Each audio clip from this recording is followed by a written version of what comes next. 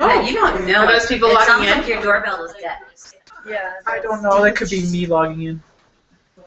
Instead of We're a cute gonna little be pig. optimistic. Alright, I'm gonna download Snapchat. There's none. Yay! Can you say something? Oh my gosh. I like a monster. This is God's. Yeah.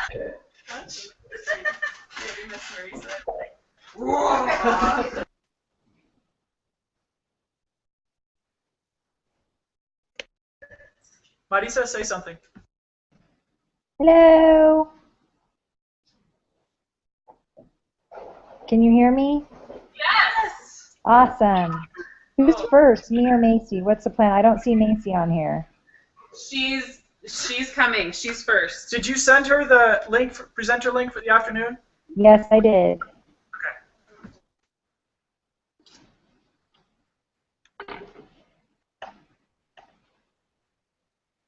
Hey, Dan, we won't be able to watch this unless we FaceTime or unless you give me your YouTube credentials so that we can watch it through YouTube.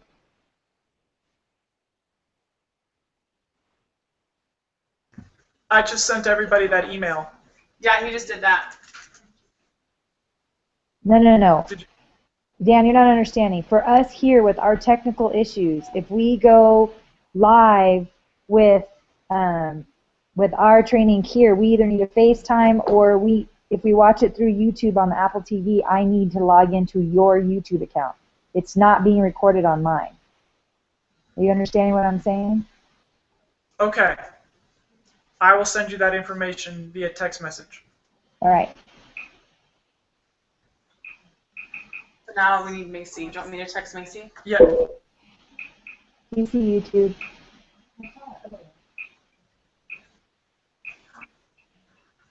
What should I text her? I sent her an email with a new link. Very slowly. Where'd it go? No, that's not that.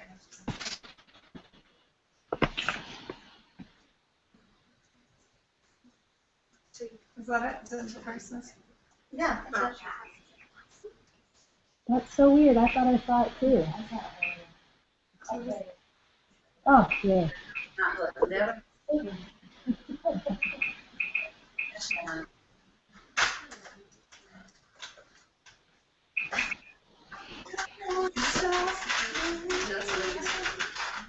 Stop auto-correcting. Have you guys found 2048's play yet? Manisa! Manisa! Yes. Did you send Macy the new presenter link? Yes. Okay. You have to match. Did she not get it? Swipe. She just said you need to send me the presenter link. And the idea is to get 2048.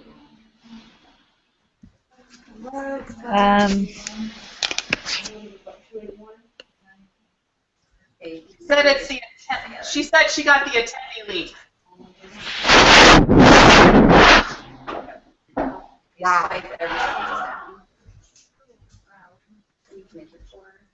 I do not need you to show this to me. That is not income producing, and that will consume my life. That is so bad. It's the best thing ever. Fun. 2048.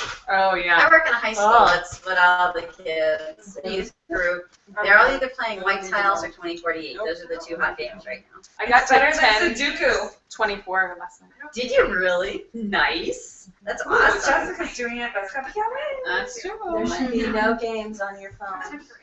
I have to take. I have After to take 9:30 at night, you're probably not doing income-producing activity anyway. So as long as you're doing it before or after Arbonne hours, Yeah, but that's right? But it just vacuums out the other productive time. Yeah, but that's when you should be reading or Making your list for the next day. yeah. Well, maybe this is the treat you give you when you've checked out Exactly. everything on your do-to-do. That's how I do it. I never get my. How do you get I always never get accepted. We don't want to hear that. Bad dog. Just wait. How about for kids? That's three. Yeah, then you're still. Yeah, that's my point. It's like, oh, laundry, oh, dishes. That's why it's been really hard for me to work at home because it's always like, there's always everything else, you know? Is my niece still I on? had to forget about the dishes. She muted herself, You video sent and audio. the link to Mandy, correct? Like the link, she should be getting a link, right? Yes, email just went out like 30 seconds ago. So 30 seconds. What? sorry. There's a delay? Yeah, It's unacceptable. I know.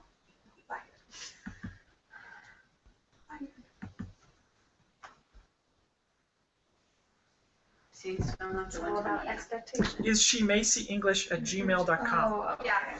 So I found There the she is. other. Tracy! And then Hey all, hang on 1 second. Can you actually hear me? Yes! and you'll see how fast you go. It's a Google Plus miracle. Hallelujah! So this will record. Yes. Okay, so unless you guys want to talk back, you're going to have to mute yourself. Awesome. Can you guys hear me okay? If you can, Jessica, put a thumbs up. Awesome. That's great. Okay. So I am going to sit here. Right, the irony of the fact that I'm doing a training on virtual presentations and a little bit of technical difficulties, but that's okay. Okay, so I just want to thank you guys so much for giving me the opportunity to train. I'm going to probably give you back 15 minutes of your afternoon because this is going to be pretty quick, which is great. So pull out your technology device or your pen and paper, either one, and get ready to take some notes if you want. But I will have this presentation available to share with you guys afterwards if you want to look at it. We're going to get into a whole lot of training detail today. Wait a second, let me try to share my screen. Because we're going to have. So for those of you who are thinking that I'm going to teach you how to use a computer today, I'm not. So you can inside holler and cheer. Sure.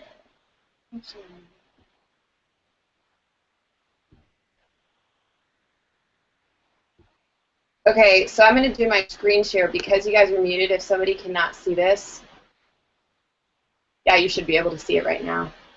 Oh yeah, there it is, because I can see the other screen. That's awesome. Actually, you guys here. There, that way you guys can see it too. Okay, so want to talk a little bit about closing a sale with virtual presentations and some of the success that our team has had with using virtual presentations. As you guys know, we have our 8-minute video that we can email to people and they can look at it that way. So right now, our nation is already doing things virtually in order to grow our QV, RV, as well as to grow our teammates. One of the things that attracted me most about the business was the fact that everything could be so virtual. My husband and I currently right now live in Louisville. That would be my dog. Everyone say hello. So we currently live in Louisville, Kentucky. We're primarily from Denver, Colorado. We've also lived in Dallas. So my network is not largely in Louisville. And so if you guys have anybody who is saying, like the objection of, oh, well, I don't know enough people, it's probably because they're new to the area in which they live. They have a lot of friends from high school. They have a lot of friends from college. They have a lot of friends from various stages and walks of life, but traditionally they're probably thinking the geography in which I live, that's where their network is. Well, with Arbonne, we're able to open up our entire business and opportunity to everybody that we know, no matter where they live. So one of the unique things, actually I'll get to it a little bit later. So with that, move on to the next slide. There we go. So this is one of the stats that I actually pulled. It was on a digital technology publication site. Some of you may have heard it. It's called Mashable. And this was actually written last year in 2013, but it says e-commerce, which generated $231 billion in sales for United States retailers last year, is expected to increase 13% to $262 billion this next year. The growth, which is 2013, so it's a little bit of an old stat, but still the numbers are impressive. The growth of e-commerce, which already accounts for about 8% of total retail sales in the U.S., is expected to outpace sales growth at brick-and-mortar stores over the next 5 years, reaching to $370 billion in sales by 2017. That's not even a global number. That is the United States of what will be placed in retail online. So with that, you guys, our business is all placed online. And if that's the case, you need to find ways that you can build your business online as well as build those relationships and build your business offline as well, even though we don't have a brick and mortar. So the opportunity is tremendous. So why virtual, right? So 7 points. First is extreme flexibility. So the beautiful thing is I am one of the busiest people I know, and so therefore I can constantly come up with the excuse that I don't have time to build my business. But because digital technology enables us to be extremely flexible, I can be presenting from a hotel room in another city to somebody back home. It just allows us to fit our into the nooks and crannies of our day and into our life, which is great. Number 2, you can work from anywhere, which is fabulous.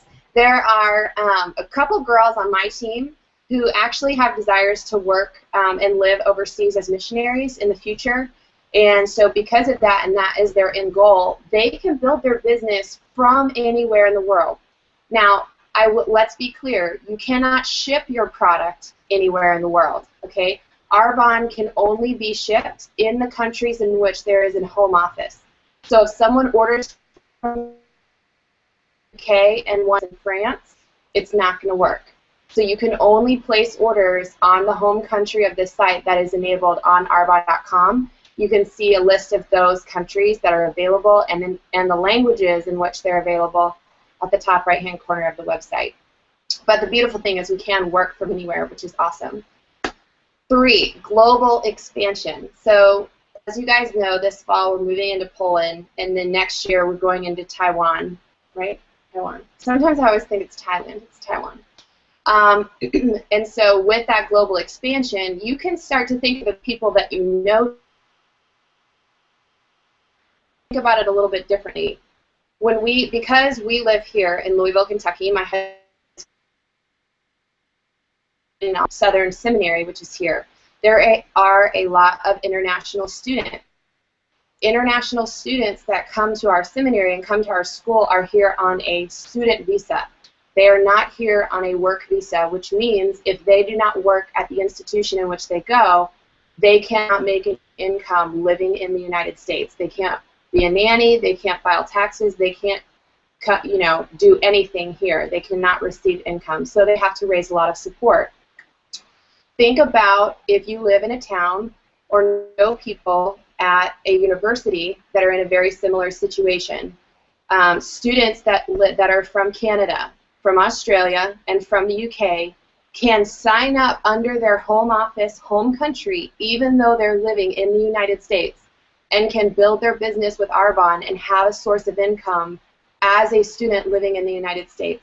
And you guys, this is huge. I mean, we now have keys to be able to give people who don't have a source of income a way to make money and actually build a business that they can then go back home to their home country and continue,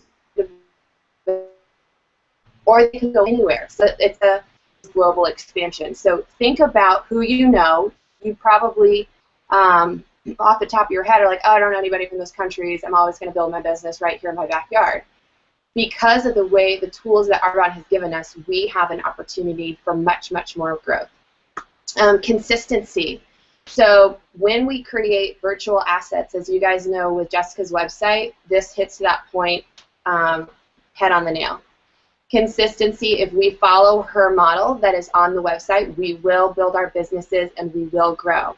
So if it's virtual, we actually can duplicate ourselves much easier. We teach someone that work, which then leads to the next point, which is efficiency. It actually saves us time.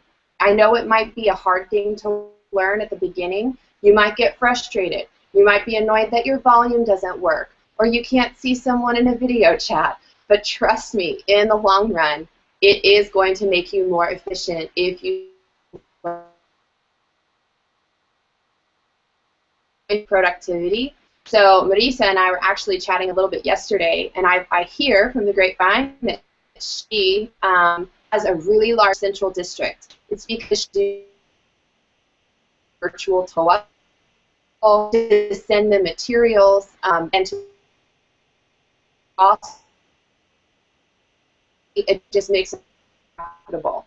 If we embrace technology and we don't have to print off client profile sheets at Kinko's once a week, or if you don't have to buy more print and phone or a computer or a way that they can enter their information.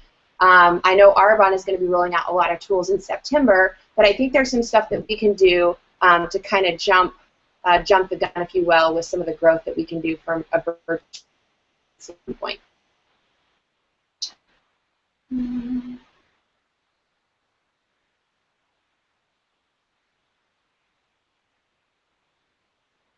Can you guys see this?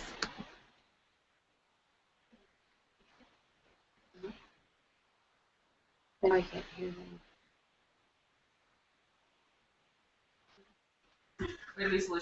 Yes. Yes. Okay, it's not, sorry, my screen was frozen, and so I don't know if you guys, it's like, great, I'm talking for like 10 minutes and no one's heard me. Okay, cool. Okay, so the next slide. Easy system to grow your business. And that's what I really want to harp on, is that this is not going to be technical and hard to learn, and there's not going to be a hurdle. What we really want to do is provide tools to where you guys can take your healthy living presentations and your get-togethers that you're doing on, oh, sorry, oh, yeah. It is. It's just frozen. They can hear me. That's what I just said. Can you hear me?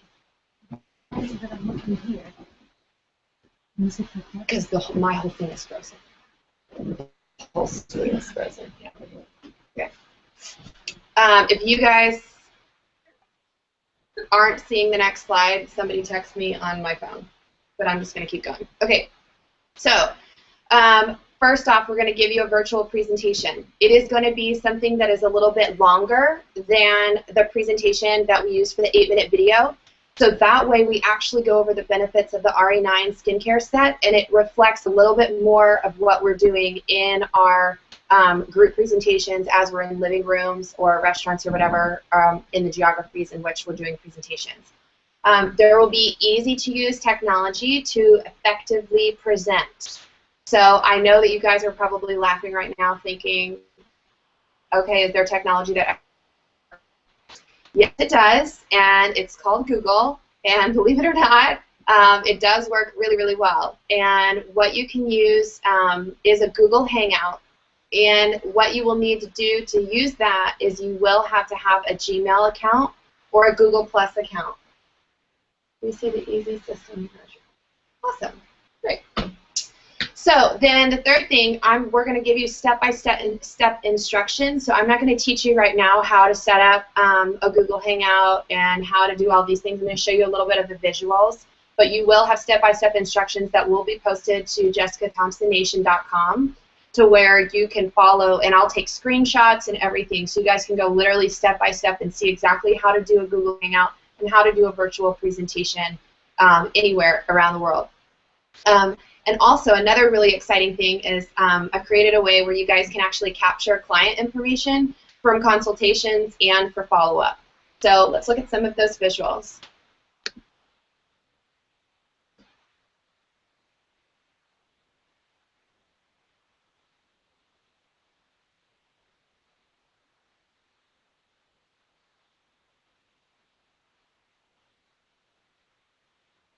Okay.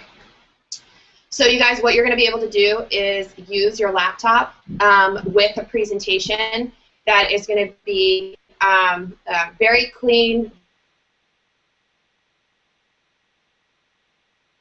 similar to how this webinar is working, presentation rather than your face. How that will help is they won't have audio lag. And they won't have, like, you kind of chop over the screen. They'll be able to focus clearly on the material that you have to talk to them about. The next thing that I wanted to show you guys using, obviously, like I said, Google do this, and Trust looked at a lot of different technology. I tested it with girls on my team. Why I chose Google Plus, you guys, is because it ties into a lot of other things that you can use from a technology standpoint to build your business, but also it is the easiest thing for attendees to participate in.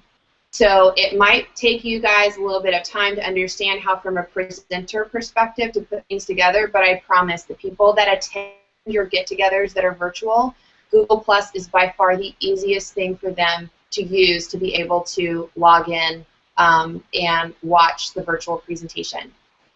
The second thing is we're actually going to give a form. We're going to use Google Forms to actually collect their information.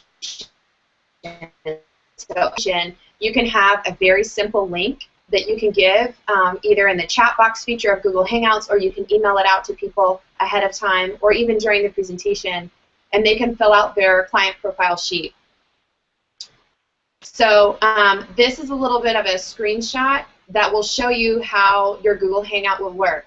Now, one stipulation I tell you, as for Google Meet, well, if you've heard of that term, there are two different things that you can use. One is a Google Hangout, which is up to 10 people can see each other on a Google Hangout, or you can do Google On Air, which is what we're doing for this webinar here today. So one present, thousands or millions of people can tune in and watch a live broadcast, and you can record that. So, but what we will be using is Google Hangouts for our virtual presentations. So you'll see that you'll have the presentation up above, and that's what everyone will see, and then everybody will be able to see each other's faces down there at the bottom. This is an example of the spreadsheet in Google Drive that will be filled out once someone a form of their client profile sheet. So it might be kind of small and you guys might not be able to see it, but as you can see, myself and Lindsay filled out the form for example purposes. The first box is the time stamp, date, their cell phone, their skin type, and so on and so forth. So it actually fills out the entire, all of the content that you would need on a client profile sheet that you pass out during your presentations. We've created that in a digital version for yourself. In the tutorial of what we're going to be posting on Jessica Thompson Nation, step-by-step guides to create one of these for yourself. I've created the form for you. All you have to do is copy and paste it into your Google Drive, and everything will be taken care of from there. So, so that you have your own form of all of your client profile sheets, and you're not going to be seeing my business as well. So, what are the keys to success, and maybe even a Ben's if you follow these steps? Embrace technology, you guys. I promise sometimes it can be, it is not 100% foolproof, you know. There are going to be mistakes that are made, and people are going to have to work through issues and technical glitches and things like that, but just embrace it, learn it, and see how it's going to work best for your business. You do not have to do virtual presentations. You don't. If you want to grow your business exponentially more, you need to embrace technology and you need to think about doing virtual presentations. So one thing you can do is brainstorm your network. Like I said earlier, do you know people at a college or a local institution that's close by where there are international students? Guaranteed there is somebody from an outside country where we do business that can build their business with Arbonne. But the ultimate key to success in doing virtual presentations is you have to follow up. You have to email people, you have to call them. A huge key to success on my team of what we do is we typically stay on the Google Hangout or the meeting with the hostess so that she can place her order that evening because she's had the most preparation to think about it and understand like what is she wanting to do as far as her options. Another thing we do is we send an RE9 sample to her prior to the virtual presentation so that she can give a testimonial to the people that are on the Hangout as to how the products are working for her. So now what? What do you do now that we have created these tools for you? First thing you need to do is you need to create a Google Plus account. Even if you have a Gmail account, that is not enough. You must create a Google Plus account in order for you to be able to do Google Hangouts. Number two, check Jessica's website. that would be the acronym, jtn.com, for new materials. We're going to be posting those hopefully by the end of this next week, so get really excited about that. We'll send out an email and update Facebook when that is complete. Number 3, set 2 virtual presentations for June. Y'all, it is so easy to get 1, 2, 3 people to join in on a presentation. Call a friend who you know that's your BFF that's in Seattle or in, you know, LA or Chicago or wherever they are. Ask them if they know a few people that could hang out on a Google Hangout and tell them more about Arbonne. Set 2 virtual presentations and try the method this month, and let's see the results that come from that. And then number 4, you have to close the sale. And how you do that is, like I mentioned a little bit earlier, is through follow-up. You must build that relationship. Technology can only go so far. It has to be how you're communicating with that individual, whether it's a phone call, email, commenting on certain things on social media, engaging with them. People want to have relationships with people that they like, and if you don't build that relationship, you're not going to be able to ask for the sale because they won't trust you. My career is in sales. Sales is a trust business. People do business with people that they trust and people that they like. And if they don't have any reason to trust you and you aren't building that relationship, it's going to be really hard to close that sale on technology. Because like Jessica mentioned a little bit earlier, you can't just continually push out content on Facebook or Twitter or email people and do all of these things and expect for all of the money to start flowing in. You have to engage in a one-to-one conversation with people. Be really good at follow-up. So with that, I am paused on the presentation, so if you guys want to kick me off of this, that would be great. But that's all I got. So holler out if you have any questions, and I'm more than happy to help you guys do one-on-one training if you need help setting up certain things. But like I said, I'm going to try to put step-by-step tutorials on Jessica's site on how to do all of this, and you'll also have the new virtual presentation. Thanks, everybody.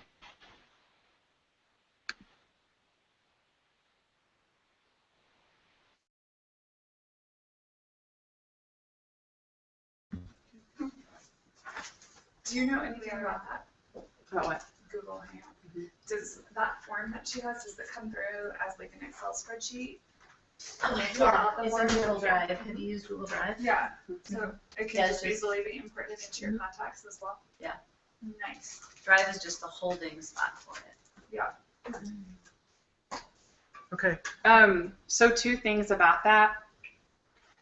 Number 1, it's doable. Marisa actually helped Deb and I do like our first Google Hangout a couple of months ago. And the way I learned how to do it is I just, on YouTube, I was like, how to set up a Google Hangout, you know, and watch, there was some lady and she did a video and I just paused and did what she said and then push play and then pause. And so it's very simple. I love that she said schedule 2 because that will make you embrace it. And I'm telling you guys, schedule it and then go for it, and you will see people will respond to that. I mean, you know, anytime, like if you are posting things and you are building relationships with people, even on Facebook, and you're like, hey, are you interested? I'm gonna do a virtual presentation at this time and this time. People will respond. It's just like a regular one. Sometimes they won't, sometimes they will. But this is an incredible tool that we can use. So thank you so much, Macy. We will get all of this up on the team's website. And then before we have Macy, before we have Marisa train, do you have a good signal on your phone? Probably. Marisa is requesting that you call her on another phone, not Voxer. Let me see. Not Voxer, not text, but a phone that has a good connection before she trains, please. Because there's something about the way her site is set up that she doesn't think will, I don't know. Okay. So, do you want to use my phone? I can call her, but apparently Mandy never got that email.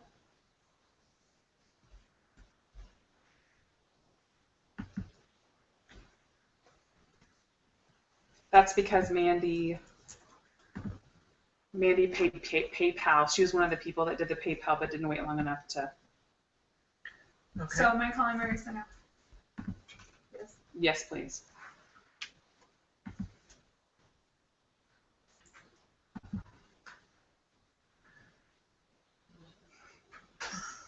Does anybody know Mandy's email address? Yes. Hi, Is it how are you? mandycasearbon.livewell@gmail.com? Great. We're It trying to send is emails about technical and stuff for the Arbon. team. So you just want to hear us livewell@gmail.com. on my phone? Is that what you need? Seems like you're. Thanks a lot, baby. Good. It's the I best. sent it to her Okay, again. Thank so you. you're gonna talk to Dan through my phone while you guys are setting up. Got it. Okay, hold on, and I will send it his way. He's actually sitting right next to me. Like our legs are rubbing. Is that okay?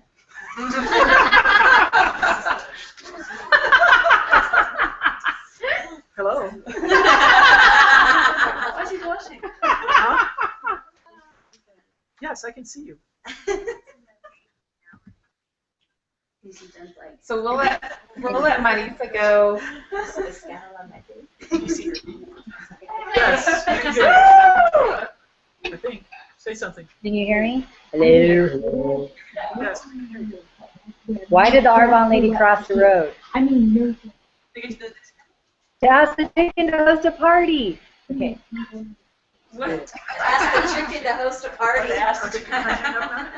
Yeah. Oh, Okay. you're pretty.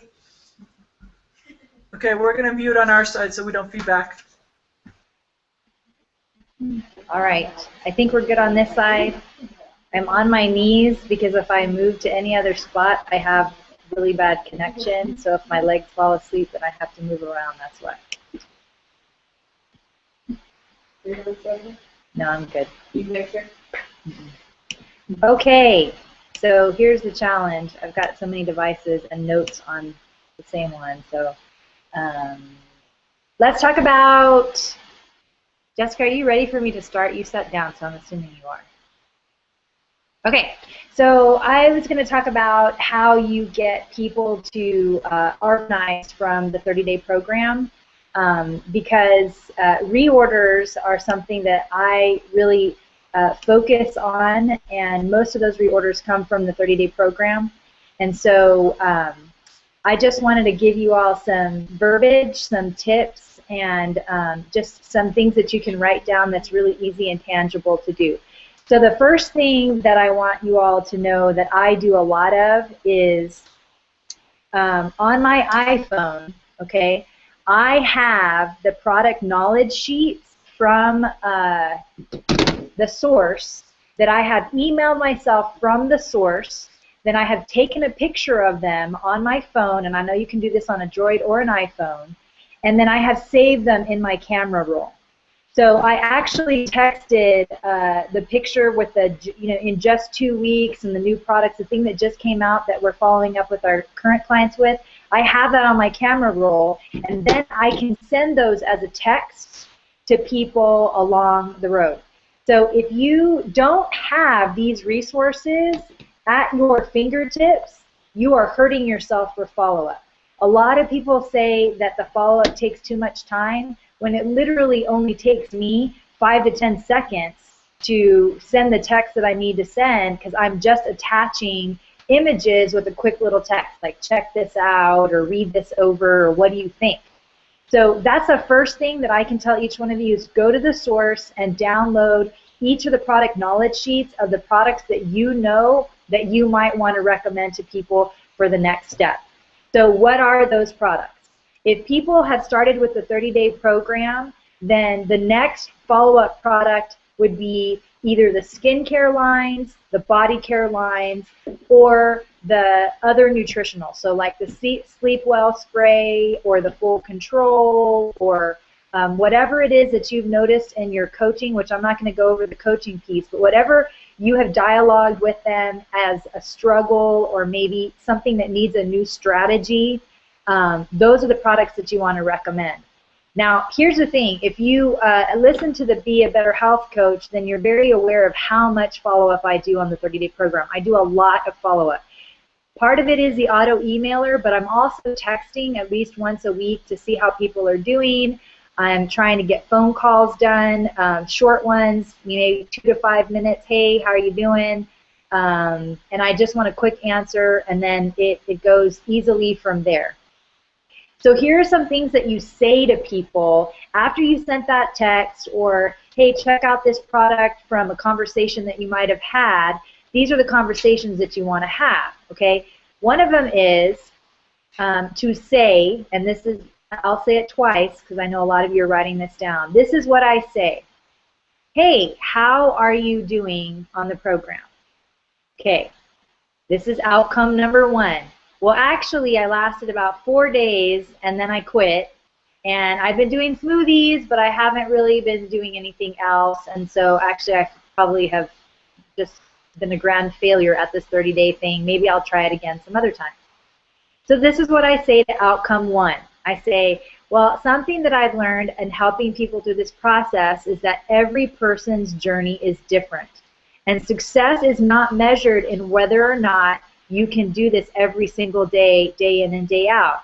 Success is about updating and adjusting the strategy as you go along. So then I usually let them talk, and they go, oh, well, that makes me feel better. Then I say the most successful people are the ones who are willing to take it one step at a time and not give up. Since our overall goal is to reduce the body's toxic load, and then I usually refer back to, remember when we said we're going to clean out the kitchen sink? Okay, so we can still do that and help our body do that by making sure that our skin is also being taken care of as well. So what I love about Arbonne is that there's so many options to make this happen to help you feel successful. We have skincare, body washes, makeup, sunscreens, etc. So do we need to update your strategy with any of these products? So out of everything I said, what you need to write down is, do we need to update your strategy with any of these products? Okay, outcome 2. Oh my gosh, I love the 30-day program. I've lost 17 pounds in 17 days, and I'm, you know, amazing. I won the lottery. Life could not be any better, right? That's the outcome number 2, is the totally positive person. In that case, I say the exact same thing, and I say, you know what, you are doing so awesome. How can we take it to the next level? What I love about the Arbonne products is we have so many options to make that happen. We have skincare, body washes, makeup, sunscreens. Do we need to do anything to take it to the next level with these products? What was the main goal? The main goal, we had a question here, what was the main goal? The main goal is to reduce the body's toxin load. That is the goal of our 30-day program. You need to make sure you are saying that, encouraging that, making those words come out of your mouth, through a text, through a box, through a Facebook, whatever. We are reducing the body's toxin load. If there's anything that I could tell you as advice for helping people make the decisions as to what products to do next, it is going to be to listen, like Jessica has told us, Deb's told us, everyone has told us in all of our trainings, to listen more than talk. But the big thing is, do not tell your story when it comes to product follow-up. Let them decide how they want to reduce toxins to help their body do the best thing. A lot of times we have our own story with the 30-day program, or if you're someone who actually has never even made it through the 30-day program, you're going to have your own, well, I did this and I did that. I don't do that. I actually try to address whatever it is that they have said over and over again. Well, I'm having a really hard time not eating popcorn at night. So then I say, awesome, let's try the full control. How about we do full control with dinner and see how that works? Or I am still really struggling with energy. Then I say, you know what, how about we add ThermoBoost in the morning, you can do a fizz stick in the afternoon. If they say, you know what, I'm just not into the nutrition thing, I thought it was ready, but I'm not, I'll say, you know what, then how about we tackle a body wash? Because the detox body wash really helps pull toxins out of the body. I never say, well, the way I did it is, or the makeup that I like is. I don't do that because I want them to have their own story. So then, after I have started a dialogue about follow-up with other products, then I start asking them questions, and here are the questions I ask. I say, what is it that appeals to you most about this process, about reducing the toxin load on your body. And then let them talk. Let them tell you what those goals are. And it does not matter what their answer is, I always say the same thing. I always say, well, you know, your concerns are very similar to other people's. And that's why I love this business. Because I get the opportunity to help people with the very same things that you're talking about and many, many more issues just by offering them products that help them reduce the body's toxin load. This is a great opportunity for you to change your life, but to change someone else's life at the same time. Would you be willing to take a look at this business? It might not be for you. I mean, we already heard the script. Jessica already did it earlier today. That entire script, that's how I go into it. And I ask everyone in the follow-up that I have dialogue with if they are willing to do that. Now, here's the thing. We were talking about this at lunch here in Texas. The only difference between me and someone who has just started a business that doesn't have a team member on their team is the number of no's and asks that have done. I still ask. I get a lot of no's. But I also get reorders. So I don't know if people just feel bad that they've said no to me and so now they want to reorder products. I just thought of that actually as I said it. I don't know what it is, but I get the reorder. I might not get the interest in the business, but here's the thing. If you have someone that urbanizes their life, it's a natural fit to have them take a look at the business. And just because they've said no once doesn't mean that they're going to continue to say no. They might come around. They might change their mind later on. So I am always creating that dialogue of, you know what, no problem. Would you mind if I followed up and asked you, you know, I don't know, in 6 months or a year? And usually they laugh and they say, wow, you're really persistent, aren't you? And I say, yes, you know what, I'm really looking for people to teach and train to do what I do. I'm passionate about it and I'm ready to lead people. And so sometimes they laugh it off and then I just put them on the list of, you know, hey, check back in 6 months or a year or whatever on another follow-up call for products. So that's how I take people from the 30-day program to urbanizing their home all the way through to taking a look at the business.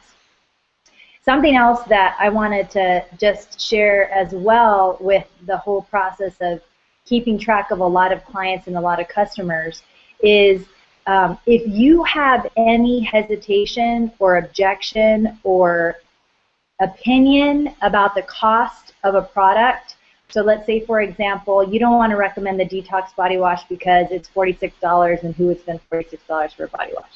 Well, the product reorder is just like the business. You don't want to prejudge what people will actually pay for. And I find that if you are really positive about every single product in the catalog, then you're basically offering them the opportunity to make their own choice.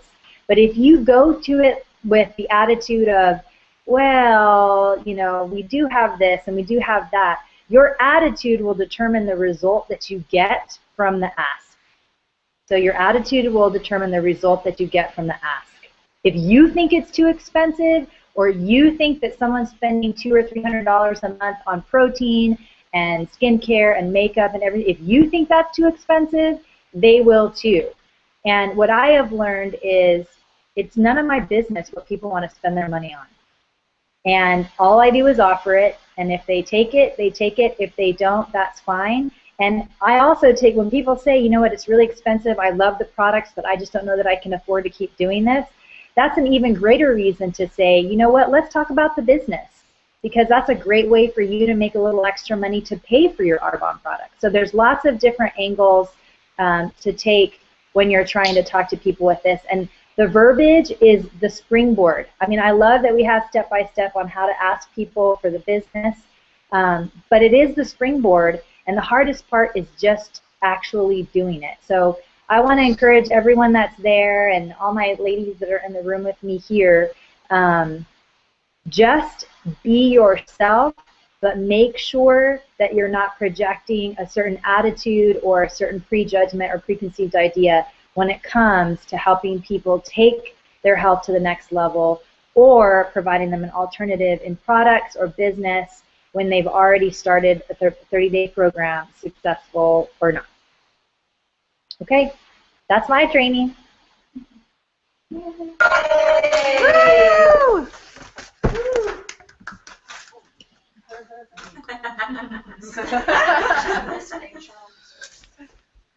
Can they hear us?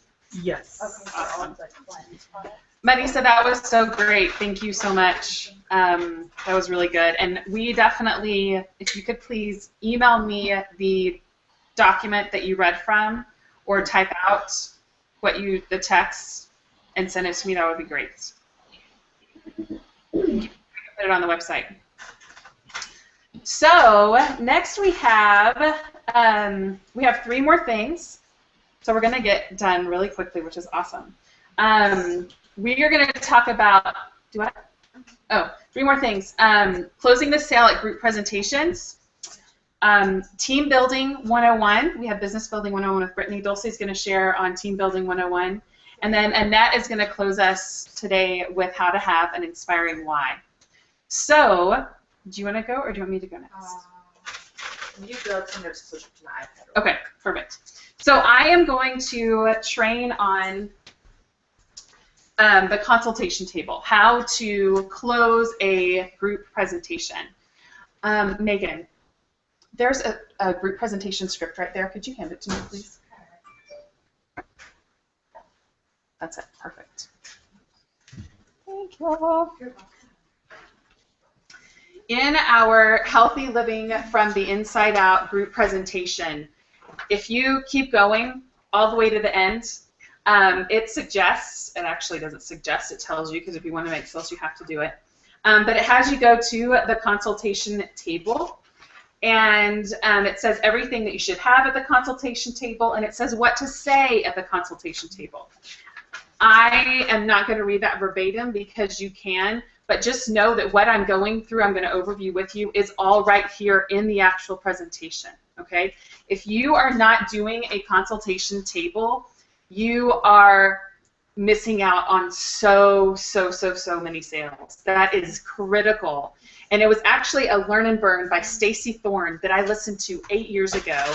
She's an ENVP that taught me how do we close these group presentations. And so the consultation table is critical to that. Before I go over to the consultation table, I'm picking up the client profile sheets. And again, if you'll look at the script, it says pick up the client profile sheet. So follow your script and you will do that. The client profile sheets are your roadmap into what to suggest to the person, okay? Because you've had them fill it out when you did the 3 ways to win, and there's a part on the consultation sheet, the client profile sheet, that they circle their issues, okay? So it says my skin and health interests or concerns are, and it says circle all that apply. Well, I would like to tell you, and you guys probably know this already, I don't have a client profile sheet printed out. I should have done that. But thank you. You're so awesome. It might be filled out. That's nice. Everything's cool. Yeah, maybe I don't. It's a Lego movie. That's good. Oh, good. It's a good thing song. The client profile sheets. There are all these things that people can circle that are their concerns that they have issues with. This is your roadmap to know what products to suggest for them. So if you sit down, and when I sit down at the consultation table, thank you, the first thing I do, honestly, actually when I'm picking them up, I'm totally looking at the gray box to see who circled a 2 and a 3, because that's my big goal, right? It's to find a business builder. So I'm looking at that first, and I'm really hoping, thank you, that the person that I was like, oh, I want that person, circled a 2 or 3, or even didn't circle anything, because if they don't circle anything, it's still right there. Perfect, right there. Ashley didn't circle anything. Neither did Lauren. I said I wasn't. But that doesn't tell you anything. But if they circle nothing, that's a good sign, because that means they're really thinking about it. So I look at that first. But then when the person comes over, I'm going to look at all these things that they may or may not have circled. If they circled fine lines and wrinkles, what product line do you think that I would suggest to them?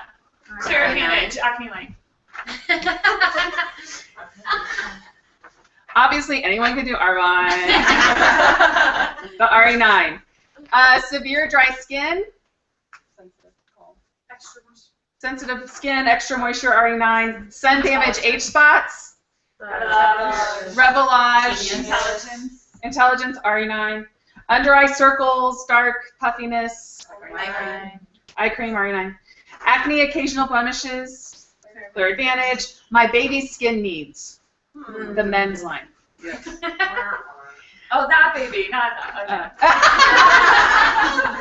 Oily in the T-zone area could be RE9, depends on how oily they are. Maybe the oily line FC5, sensitive skin and calm. PMS, our ProLeaf, Phyto ProLeaf, also the supplements that we have. It's still online. It's not in the catalog though, so do with that what you may. What I love is I heard, I think it was Marisa. Saying, hashtag Ask Marisa, about women with, about the sleep well working for them, and then what was the other, and the thermo booster, is that right? I don't know, maybe she can text us what, but how they have trouble sleeping, so how the sleep well at night is a great product for people that, because apparently when you're going through the change, you wake up in the night, like, so. A lot, yes. Why are you looking at me? Sorry, I thought you said a lot. Sorry, Cheryl. Sorry, I heard it from that side of the room. Dieting and nutrition, what would you suggest?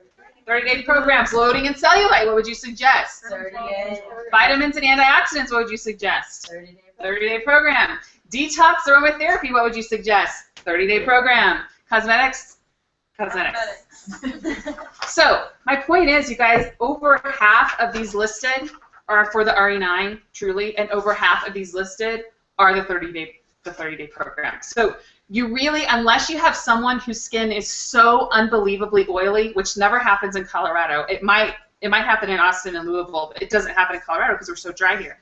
Unless you have someone with super, super crazy oily skin, you're going to suggest the RE9. And if they serve anything that has to do with a 30-day program, a 30-day program. So I always, always, always start with, and that's what our script says, start with the top coupon. Hey, Evie, I'm looking at what you circled. Let's see, you circled under eye dark circles and puffiness and dieting and nutrition. From what you circled, I would suggest the top coupon. You always start with the top coupon because it's the best deal. Do you want your person to save the most amount of money? Of course you do. So you start with the top coupon. It's everything you need for the 30-day program. It's everything you need for the RE9, and it's like $62 of products that you can pick out, and I can help you do that. What do you think about that? Well, actually, I wasn't planning on spending that money. I don't think I want to do it. Awesome. Well, with what you circled, then I would suggest either the 30-day or the RE9, which is most important to you, which do you care the most about? And then if she was like, well, I want to look younger. Great. Then you should do coupon number 2. Get the RE9 and the Genius for free, and you'll still have this great discount when you want to do the 30-day program. Maybe you'll do that in a couple of months. Well, yeah, actually, I was thinking after the summer was over. You see what I'm saying? So you always start with the top coupon and work down. Now, she may say, you know what, I don't want to do that either. Okay, great. And I don't want to do the 30-day. I don't want to do the whole thing. Okay, great. Well, then you start with the bottom coupon. Then let's talk about some specific products that will just hit those issues. Under eye dark circles, the RE9 eye cream. You've got to get the eye cream. It's going to work fabulous. What did you like most about the 30-day products we talked about? The protein and fiber. That's a great place to start. You could get the Digestion Plus for free with that bottom coupon. It's a $50 product for free. So you just, again, it's listening to people, but you always start with the top unless, and this was in Texas at Kim's house, Kim Van Pelt's house, a lady had just circled cosmetics. That was it. So I didn't. I mean, I wasn't like, then you need coupon number 1. I was like, okay, cosmetics. So we opened up the catalog to the cosmetics. What were you most interested in? The primer, I'll tell you my suggestion. So primer is the #1 selling product. It's awesome. If you want to save money and you're getting cosmetics, let's look at the bottom coupon. That's going to be the best deal for you, and that's what she ended up getting. So in your mind, know which product lines go with what that is circled, okay? Because that is going to help you make the best suggestions. Generally speaking, 8 of them relate to the RE9, and at least 4 to 5 relate to the 30-day. So always start with that top coupon and work down. Don't prejudge, just like the business, and see what will happen. Does that make sense? Yes. After I do that, I'm then going to talk about what they circled. I'm also going to, if they said deal or no deal, schedule a date, to get up my calendar, all that kind of stuff. So the consultation table, that's where the magic happens. That's important. And lots of times during the group presentation, if you have a lot of people that are asking questions, hey, the quickest way to get, because you know there's like a chatty Cathy that's like, rah, rah, rah. The quickest way to get control is just say, hey, you have some great questions. I can't wait to talk to the consultation table about those. All right, so the next product we're going to talk about are the fizz sticks. You see, you are in control. You are the shepherd. They are the sheep. And it is your job to keep control and keep things moving and going. Can I ask you a question? Yes. What if you get resistance from everyone in the group to even go to the consultation table? Because I've had that happen a ton. They like They won't all break sit in the herd. living room and they're just like chatting. Herd Yeah. mentality. Yeah. Well, they won't. No one will break away. I'll be like, well, who has to leave first? Right. Or who's on the tightest schedule? And no one will say. And I'll be like, Then you just sit there. That's what I do. I just sit there. And I try and make it fun. Like, I'm like, who gets to come join Ready first? And like, I just try and like, they're up or people are talking or sitting. And then I like point people out. Hey, Jessica, you had some great questions. Come on over. Mm-hmm. Be the first to come on over. Like, I point people out. I didn't used to do that, and I started doing that, and now my consultation table is like consistent. Like, And people even if come you over. say like, be the first to come over, it's kind of like, without being rude, it's giving them like, hey, Yeah, start it over here for me, like help me out. Mm-hmm. And I will say it is, especially if people you know, it's awkward to be like, okay, you guys are all my best friends, and this is so weird because I'm going to go sit at the dining room table by myself. You know what I'm saying? But don't say that, okay? You know, and if you look at our script, you guys, we refer to the consultation table at least 2 to 3 times. I bring it up so many times. That and the top coupon are like pretty much all I talk. I just keep bringing it up. Top coupon's the best deal.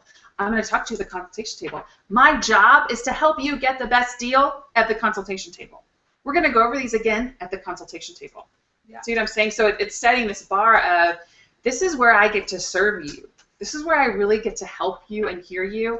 And what's really fun is sitting over there and then you hear, they're like, hey, Jessica, come over here and tell us which eyeshadow. You know what?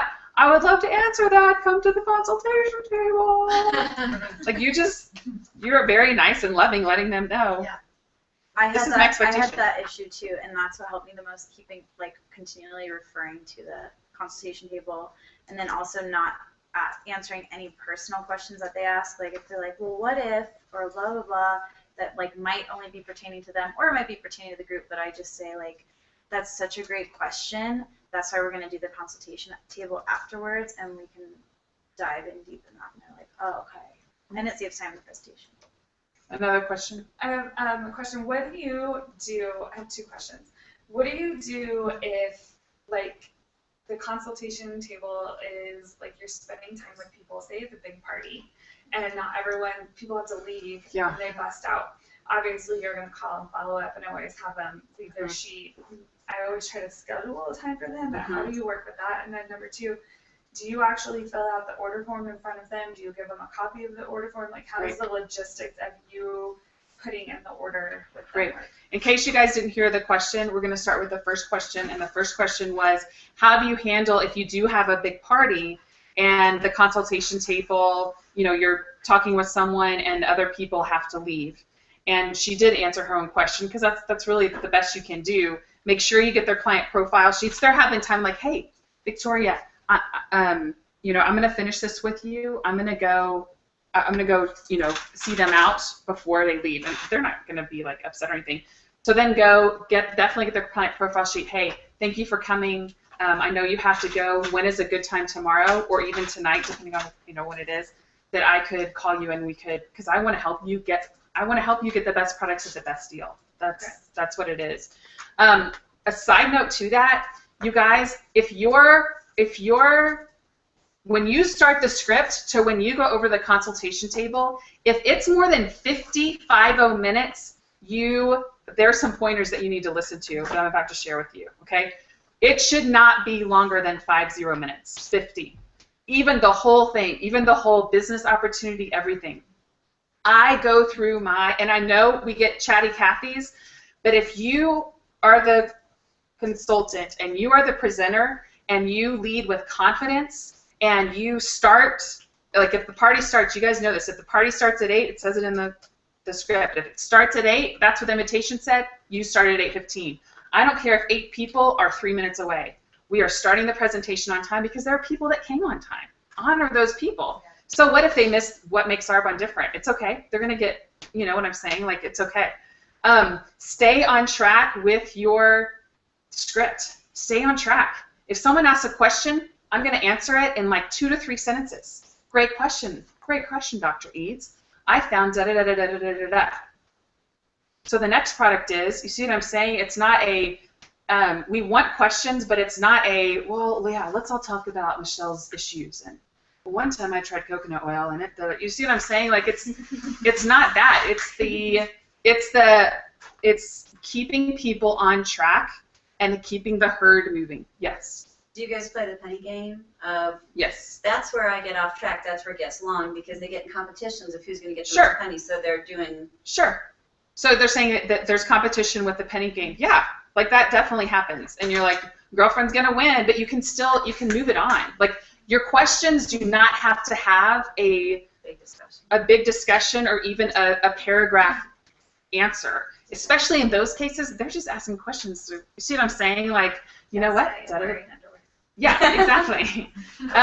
Let's finish the second. What was the second question that you had? Like the logistics of how you place the order. Do you give them Yes. a copy of the order? Second form? question at the consultation table. So what I do, I have and it says what to have the consultation table in our script, but I have the coupon right there. I have an order form, and I have their client profile sheet, and I'm holding the catalog. They come over, and I immediately, the order form, as I'm talking to them, I'm writing their name on the top of the order form. I start asking, like I just said, top coupon, middle coupon, whatever. As they start saying, I was really interested in this product, I write it down in the order form as they're saying it. I write it down in the order form. And then I fill it out, figure out the total, and I always tell them, and I know there are people that are much better than this than I have never figured out the total where it was to the penny. I never have. And I just tell them, hey, here's the deal.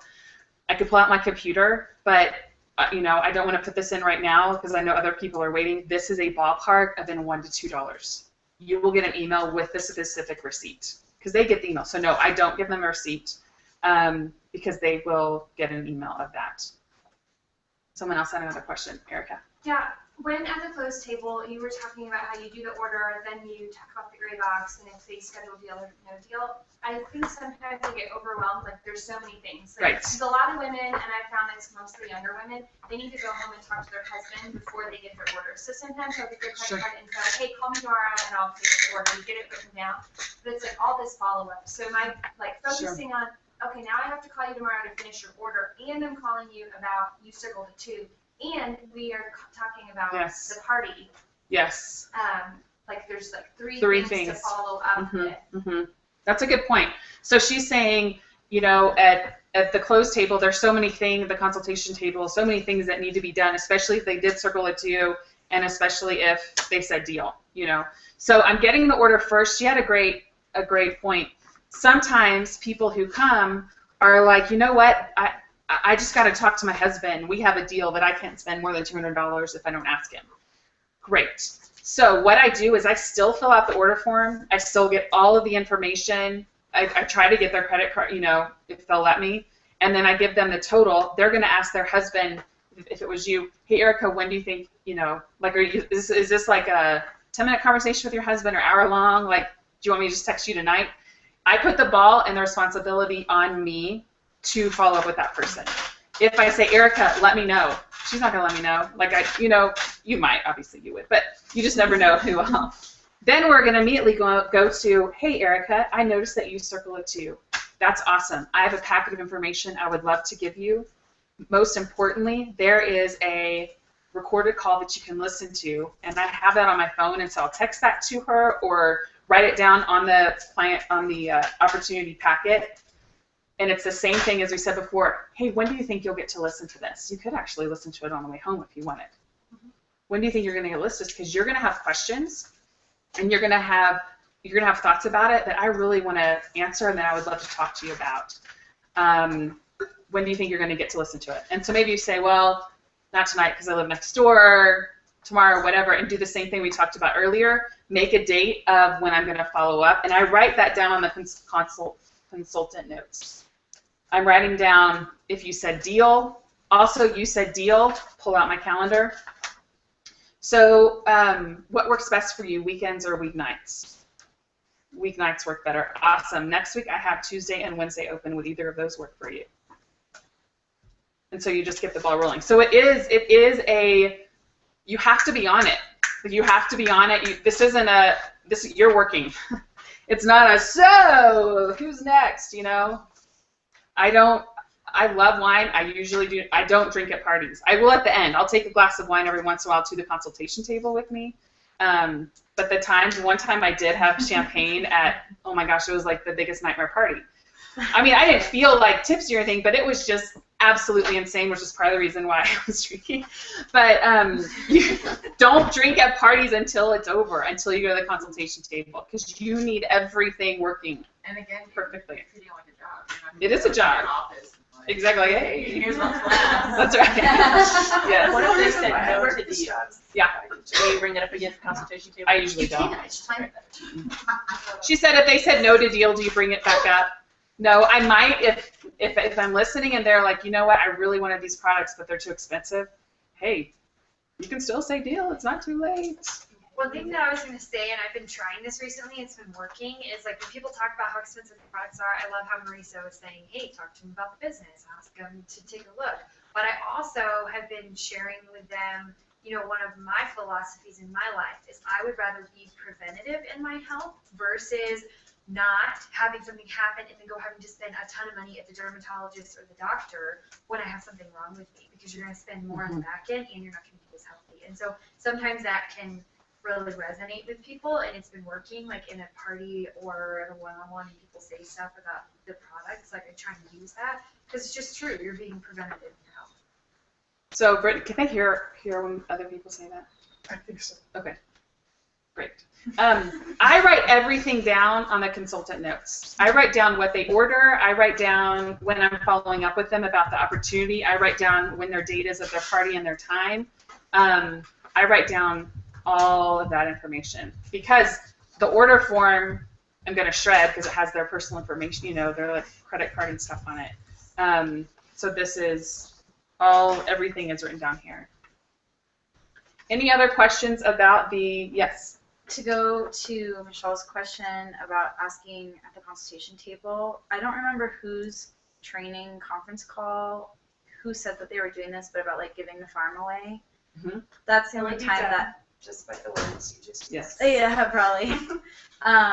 That's the only time that like I've asked again at the consultation table, because sometimes people will say, but that's a special situation, because that's if they're like no deal because somebody already got the free Genius, and so then they're kind of like, oh, and I'll be like, so, but you have to kind of do what Deb said, which was like they flip it over and they're like, oh, I didn't get it, and then you're like, you know, wink, wink, like.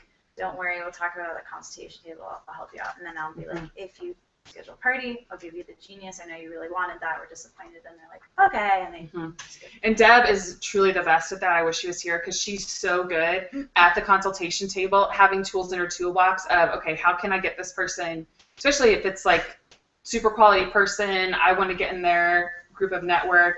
Like, how can I incentivize you to keep the date? How can I incentivize you to have so many people there? She's awesome at that. We'll have to have her do like because I went from like having months to where like almost all of them canceled or rescheduled, or the parties that were there were like zero income parties or zero order parties, to being where like my next month I already have like 8 parties just from the parties that I had the month before. That's like without calling people. So like that makes a huge difference. I know, that was awesome. Thanks. Any other questions about the consultation table? group presentation, just remember you are the professional. You are the consultant. You are the person there who needs to be in charge, who in some ways you become the hostess, you know, like you're there to serve the host. You're there to, and when it's time to start from 8 to 8:15, I'm asking every single person there questions, open-ended questions. Hey, so what intrigues you about health and wellness? What do you do? How do you know the host? Because all the information that I'm gaining from the people that are attending are going to help me know how to weave things into the opportunity part of the presentation. It's going to help me know, like imagine, for example, when it comes to residual, the $1,200 one. Imagine if every person you trained how to be a CPA, imagine if every time they did taxes you got paid a small amount. Wouldn't you like that, Jen? She'd be like, yeah, that would be so awesome. I wish that was true. It can be true. So it's you're collecting information to help you connect, again, that relationship piece even more. Any other questions? Anybody online have any questions about the consultation?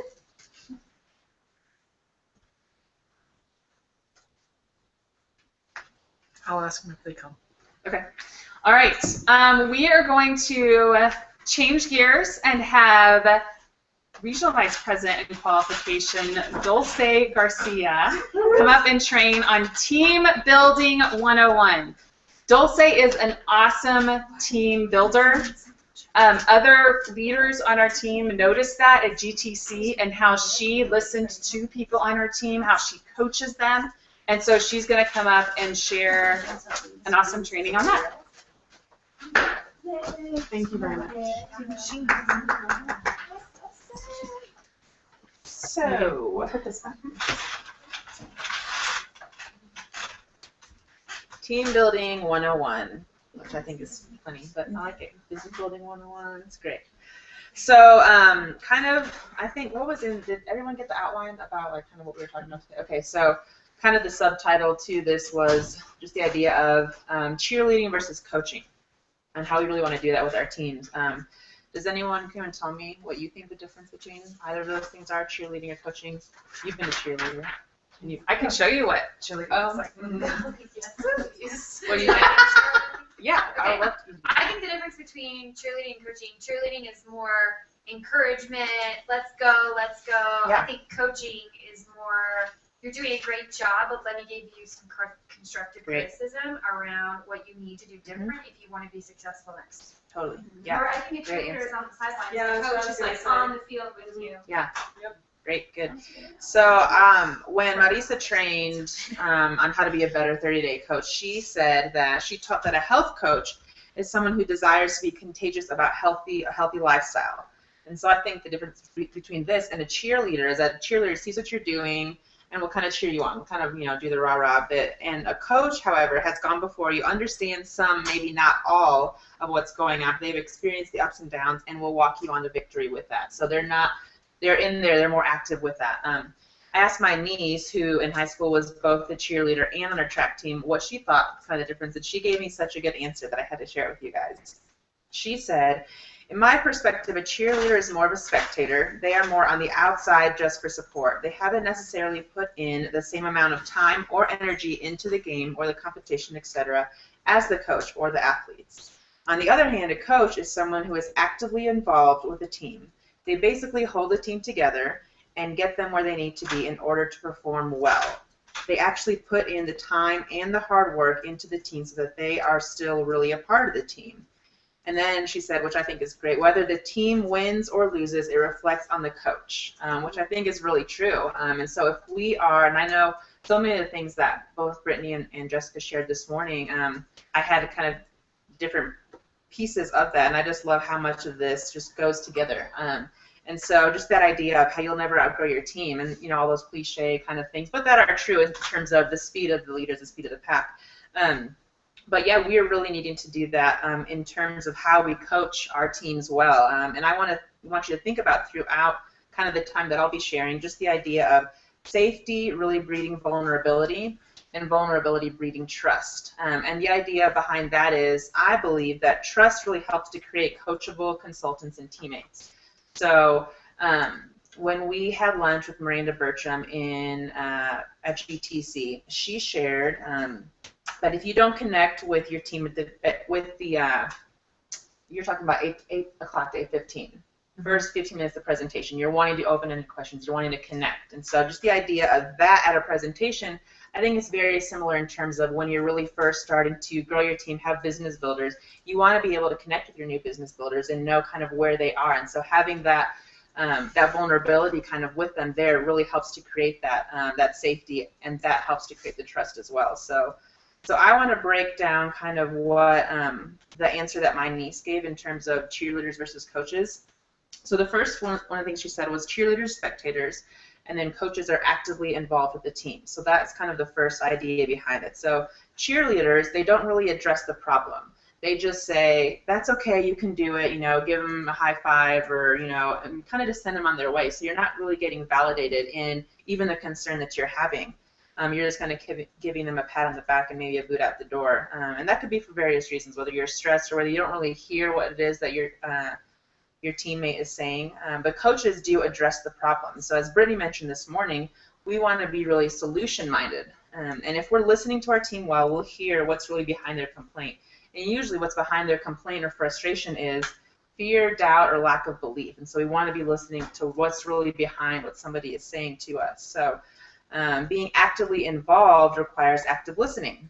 So the idea of active listening is really knowing what they need and listening to the questions your team is asking you. And if you have, you know, multiple people on your team, or even maybe multiple people at different presentations, same kinds of questions coming up, make a mental note of that. You know, if you find yourself answering the same question over and over again, keep that in mind, and so kind of weave it into the way you're training your next consultant. So you're kind of doing that preventative thing that we talked about earlier. So we hear this a lot, you know, peeling the onion. So finding out what are the layers behind what is someone is asking you. So consultants who have infinite excuses as to why they can't fill in the blank, you know, what is behind that? You know, there's something, you know, there's a fear there, fear of whatever it might be. So really you want to be asking those open-ended questions, as we've heard multiple times today, and I think we just hear that a lot, but it's really true. Asking those open-ended questions to get to the heart of behind what it is. One thing to not do, which I have done this in the past and really shot myself in the foot with business builders, is don't just listen to them while waiting to speak and offer a solution, because we get to a point, you know, we hear the best copycat wins, and so lots of times it's like, okay, let me wait for them to stop talking so I can pull this tool out of my belt because I know exactly what you need to hear. But really validate what it is, because they have a concern and they have a fear, and maybe the fear isn't based on truth, but it's still valid. And so we want to make sure that we're not dismissing that and saying, well, that's dumb, whatever, and not, obviously, hopefully not in our words, but in the attitude that we're giving them. So making sure that we're really listening more than talking, per usual. And then also waiting for the right time. You know, being actively involved means you're not jumping in on it too soon in an abrasive way, but you're also not so fearful that you don't ever approach a problem. If you see something with a consultant on your team, a thing that continues to come up, but you're kind of feeling tentative, I don't really want to approach this, well, once again, the coach is seeing what's going on, and so you want to be able to help that consultant be the best consultant they can be, and so one way of doing that is really addressing those problems, bless you, in a tactful and intentional way, but still not in an abrasive way. So kind of holding that balance of not jumping in too soon, but not just shying back and never saying anything, because they're not going to grow in that way, and neither will you.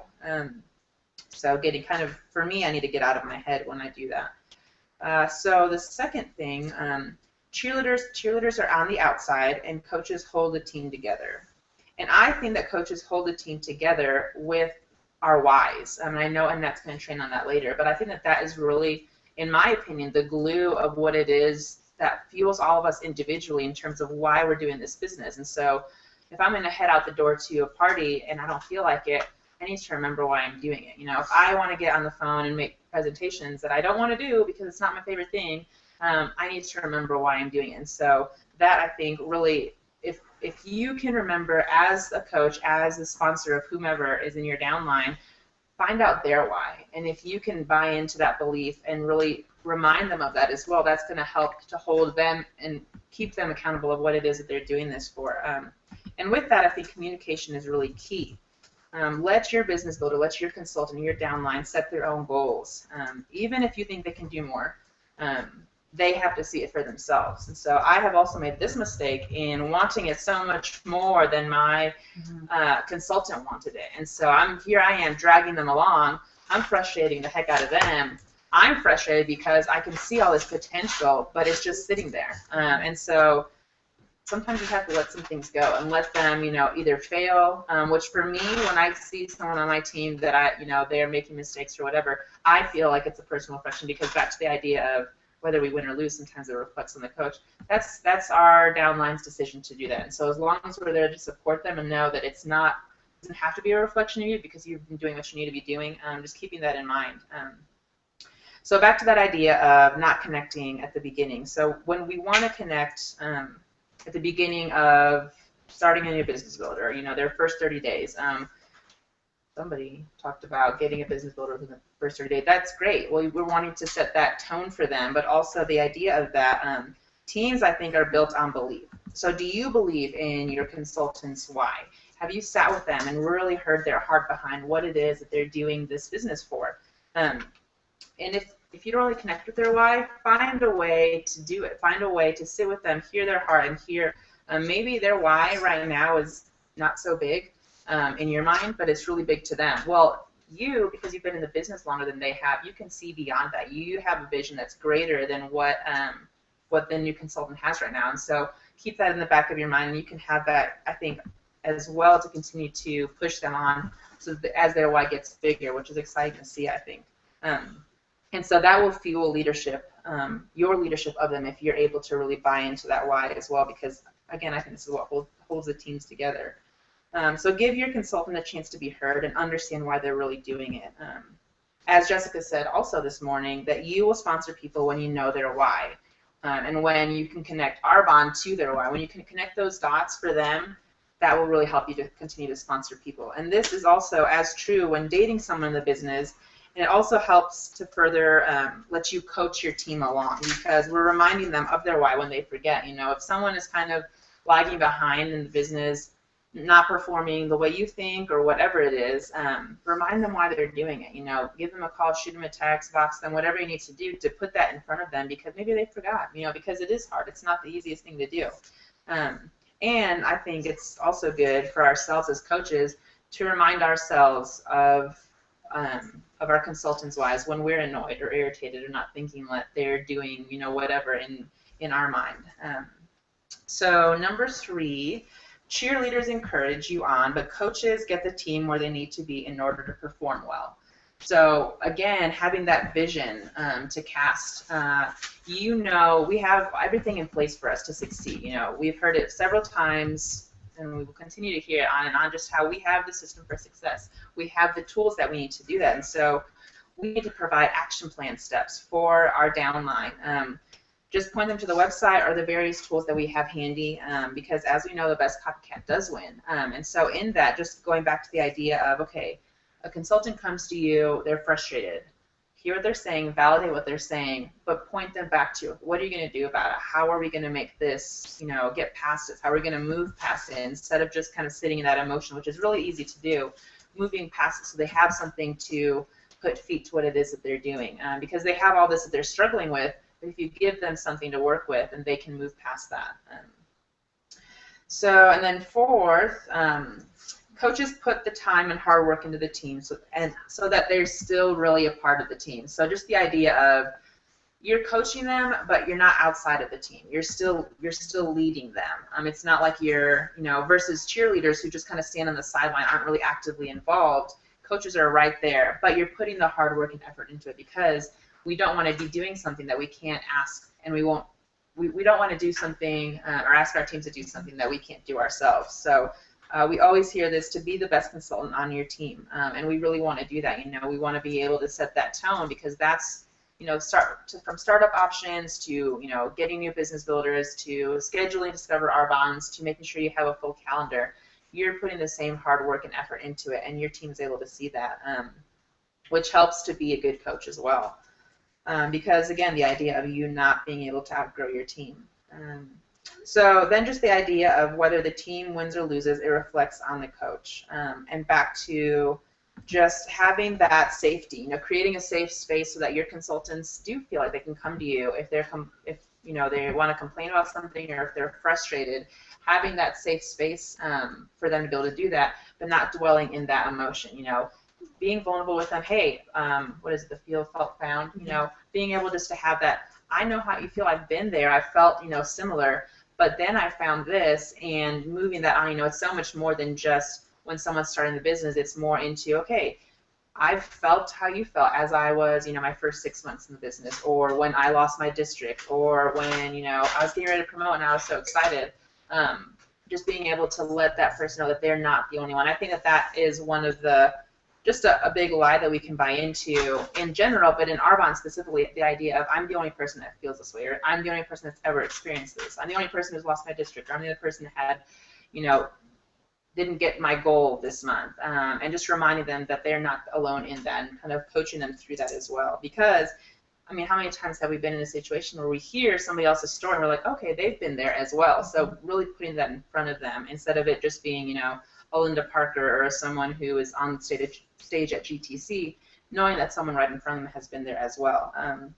So trust really helps to create coachable consultants and teammates. And trust, I think, really in the end is what helps our teams win. So that's all I got. Awesome.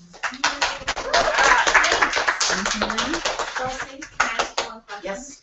What's the best way, or what do you recommend to validate someone? To validate someone, I think that is a good question, and I would go back to the feel, felt, found, like really hearing what it is that they're having to say. Because what's really behind the feeling? You know, they're feeling fear, they're feeling doubt, they're lacking some belief in there, whether it's the business and themselves, the industry, and so I think I would just really sit with that, and maybe if you're unsure in terms of where they are, I would go back to open-ended questions. Okay, so, you know, I'm hearing you say this. Well, I'm really frustrated because I just need to find friends who have money because no one will buy anything. Okay, so it sounds like you need to get outside of where you're normally been. How are we going to get there? You know, what is it that we can? Yeah, that is frustrating. When I've been to parties where there's no RV, and boy, you know, what do I do about that? Well, who can we call that we can? So just giving, like, hearing them, kind of figuring out what's behind it, but then giving the action steps. Does that make sense? Okay. Anybody else have any questions? I guess I should ask that. Great. That's so good. I am so good, and in my mind going, I know exactly what I'm going to say. I know exactly what are they going to start talking, so I can say it. Instead of like really, like, that's so good. And I love that about you because you've helped me become that person, more of that, not perfect, but she's awesome at that. Hi, Annette. Hey, you're up next. Okay, perfect. So we only have one training left, so we're going to be done really early, and I love it when that happens. We have one training left. I don't want you guys to miss this. Annette's going to train on how to have a powerful why. And this is coming from an awesome lunch that we had with Miranda. And so what I'm going to give you, Annette just got back and she's putting her girls upstairs. I'm going to give you guys, could you hand me that script again, please, Megan? I want to give you guys 3 questions that you need to write down the answer to before Annette comes up here. And these are questions that we are supposed to answer according to our group presentation when we share our quick I story. And the questions are, what attracted you to Arbonne? What initially stopped you from saying yes? How did you overcome that? And why now you are all in? Again, it's all in the script. What was the second part? Sorry, of the second question? Yes. What attracted you to Arbonne? What initially stopped you from saying yes? That's the vulnerability piece that Annette's going to be talking about.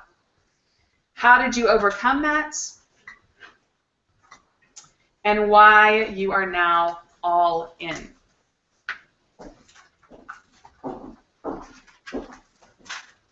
How did the recital go? Good. So we here in Colorado are at Annette Bilstein's home, and here's your script. It's right here. If you need it. Okay. She is, I'm gonna say, an area manager. Her sponsor is Deb Pinyard, and she is going to train now on how to have a powerful why. And then after she's done training, I'm just gonna get up and do just kind of close this out, and we're gonna be done. Yay, deep breaths. Yeah, switch over from mom mode to training. Okay. Thank you guys for coming. I'm sure it's been awesome. Yeah, good. Am I in the right spot, Dan? You're perfect. Okay. Okay, so how to have an inspiring why. This is what I'm talking about today. So first of all, I want to say I am grateful to be training on this. I'm so happy that you asked me to do this because this has been something I've always struggled with. And so I get to be vulnerable and in my training of it, really from day one. So most of you know I've been doing this for about 4 years, a little over 4 years. I think Jessica just said I'm direct to Deb. And it's just always been a struggle for me, and I know why, because I personally have trouble being vulnerable. I've shared with you guys, I won't go too much into it, but that I've had 2 big losses in the last 8 years. I've lost both my parents, and they were like my best friends as well as my parents. So that has just caused me to build up a lot of walls and not want to get in touch with what's really going on in my heart. And this is, as you guys know, a heart business. This is when you lead with your heart, when you talk to people with your heart, it's a relationship business. People respond to that. And so if you are, I remember it was probably in year 1.5, I was really struggling with something in my business, and Jessica drove up here and she said, you get to get paid for becoming the best version of yourself and for personal growth. I'm like, that's true. I mean, it's like I'm in counseling and I'm getting paid and I'm helping people get healthy. So I want to let you know that I believe struggle and failing is how we learn. So whatever part of your business that you're struggling with, you realize that this is where you can learn. And so I'm going to put that into our why, how to do a inspiring why. So I just want to share with you guys a couple, this is 6 or 7 examples of my whys over the past 4 years to see if any of you relate to this. And this is what I say at presentations. This is what I've been saying for the past 4 years. I want my husband to retire sooner, just as a family, us not have to, work and be able to save for that, save for kids' college, some extra money just for us to have. I have a strong sense of justice. I've always wanted to go to law school, so that's still a dream of mine. I'm very young. I have that in front of me. But I'd like to use my Arbonne paycheck to pay for that. I'd like to write a $10,000 check per year to an organization I work with that I really love, Royal Family Kids. It's foster kids camp. So these are the kind of things I was sharing at my presentations. Now, do those sound like bad whys to you? No, but honestly, it was easy for me to just roll those off my tongue, and nothing was really behind that. Does that make sense? Mm-hmm. And so I want you to really think about your whys are probably good. They're all good, but are they really vulnerable? Are they really what is at the heart of really why are you doing this? And it's really good, especially, for brand new people and for people that have been in this for a while. Your whys can and will change, and that's good. And it's good to take some time to make some space for yourself to be quiet, to be still, and really think about, why am I doing this? So I'm going to go through this with you a little bit. Okay, so the key is really the vulnerable part of it, like Jessica said, and so you're going to hear me say that word over and over again. So who in this room, and if you out there, who's currently sharing their why at the beginning of the presentation? So raise your hand if you are. Good. Have you been doing that most of the time? Okay, some yeses. Okay, when we changed. So we changed that after GTC. Right. Okay, so if you haven't changed that yet, please make sure you do. Make sure you're leading off with, and it is what I printed out. So this is just off the website, the Healthy Living from the Inside Out presentation. It has here in the intro the questions we're going to go over. So make sure you are leading with your why. Real quickly, why are we doing that? It is so we want to be relatable from the get-go. That's what's going to draw people in and grab people, and they're going to go, I like her. She's like a real person. And then they're going to believe and trust when you say these products work and so on and so forth. And this business, take a look at, they're gonna want to talk to you and listen to you more and trust you from that point. So make sure you're doing it. It creates a level of intimacy with the people you're sitting in a room with, and that's really what you want. So Miranda told us at GTC that 75% of our presentation needs to be the business. Okay, and pepper it in whenever you are talking about it. And I've done this in the past with anything. If you are low on bookings, if you talk about booking a party, if you pepper it in all the way through the business, guess what people are going to do at the end?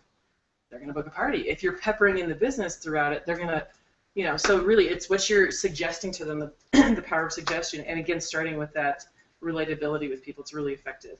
So I heard Jessica mention this, but take a look. If you did write your why down and bring it actually in written form, and I want to encourage you to do this if you haven't, because it's different to actually write it down. Mm-hmm. Again, my background is in teaching, and so it doesn't. If somebody says, "Hey, will you train? Will you stand up in front of a group of people and say something like in 5 minutes?" I'm like, "Yeah, I love that." But so I don't really. So it's good for me to have to write it down because I really have to put more thought into it. And so please write it down if you haven't. So these questions. So right now, if you don't have it with you, answer these right now. We're going to take, this is really interactive. I had them. You had them. I had them write down the 4 questions. Okay. Yeah. So the first question is, well, actually, we're going to have more time to answer them in a second. So really just think more about it. Okay. So what attracted you? What initially stopped you from saying yes? How did you overcome that? And why are you all in now? So those are the questions you have written down. Mm-hmm. Okay. So now either think about your why, your current why, or look at your current why, and I want you to evaluate it. Are you actually answering these 4 questions? So just take a second. Look at your why. Are you actually talking about what attracted you? Do you actually say, or does it come across what stopped you from saying yes? I was missing that piece completely. How did you overcome that? I was missing that piece completely. So just take a look at it.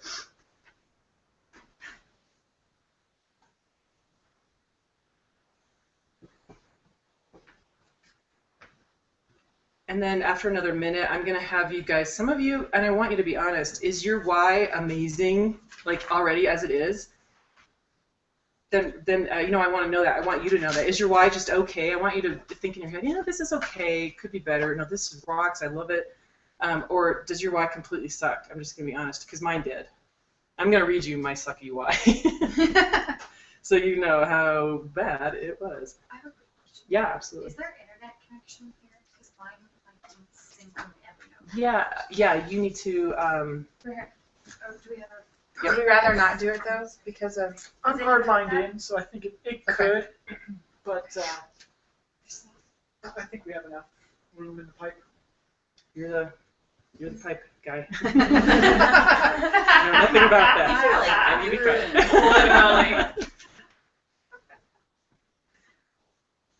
Well done. Thank you.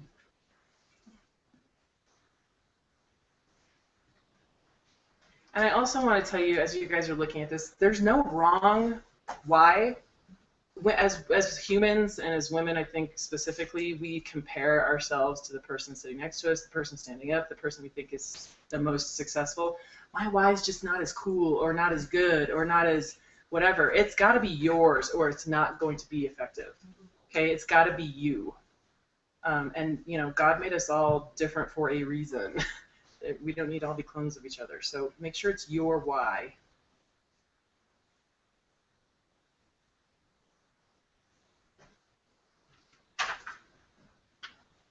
Okay, so again, you guys kind of listen in. You can pause. I'm going to give you some more time in a minute. I want you to listen to my old why. And this is what basically I've been saying for the most part for the last probably 3 years.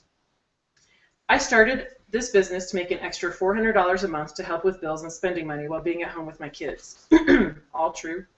Now I do Arbonne to be the best version of myself and for the skill set it's given me to pursue other dreams and passions, like working with foster kids. I want to have more influence, time, and choices, and that's what this business will give you. Again, is that a bad why? No. But are you like, oh, whoa, I totally, do you feel like connected to it? It's kind of generic, yeah. Honestly. And that's what I was saying. And was I getting, I was getting people circling twos, and but definitely most of the people that were joining my business were people that, you know, I cry in front of, people that I do life with because they know me, you know. But when, again, Miranda years ago at Deb's car presentation said you should be doing presentations to meet your next business builder. Book 8 a month to find your next business builders at those presentations. Yes, of course, the people we know, we're going to talk to you about it. But I guess you're not going to meet people and connect with them if you're having a why like that, right? So, I mean, look at that. That why I didn't have, I mean, there's nothing really, how many people generally are going to have a passion for foster kids like I do? I mean, we all have different passions, but in a room full of 3 people, I mean, it's just, that's not a good connection point necessarily, okay? So here's my new why, and I just want you to hear how it's different. It is longer. I was attracted and intrigued by Arbonne because I wanted my life to matter. I know from my life experience, some death that's gone on within my family, that life is finite and it ends, and I want to make a difference now. I've been given perspective. Initially, I was a bit crippled by fear when I took a look at this business, which was really, for me, lack of control. I wanted to know that I would succeed at it before I started. And then I would jump in. And what was behind that was, would I really be good enough? Would I be able to do this? The bottom line is I decided to start this and trust my friend and my sponsor and thought, well, if she can do it, then I can do it. And I knew that I'd regret at least not trying it, because the risk, the only real risk to starting Arbonne was, for me, my pride. Would I be the best at this or not? So my pride was really the issue.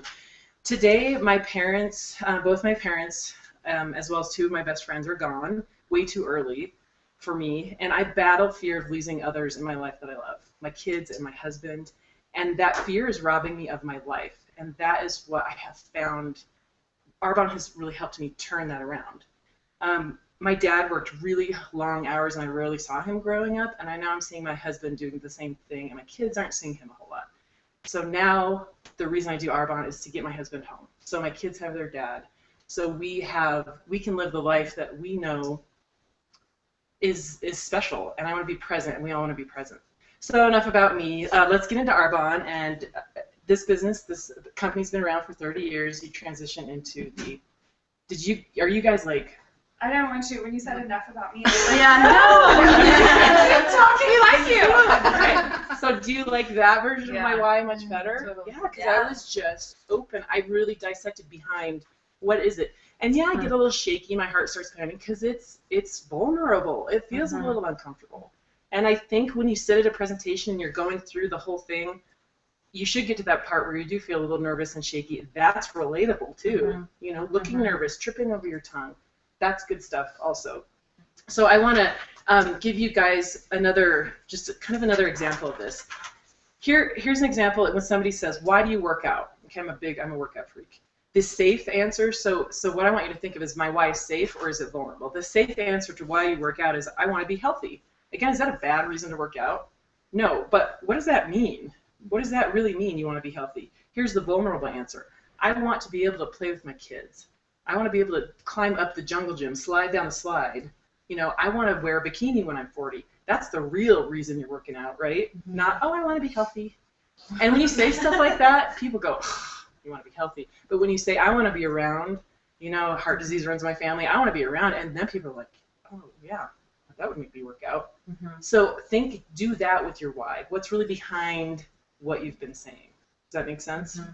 What are you fighting for? That's another thing that when I'm doing my why, what am I fighting for? Because this business can get hard, and you want to have a why that you are willing to fight for. When you would rather do anything but go to that presentation. You would rather do anything but pick up that phone and make those 5 phone calls.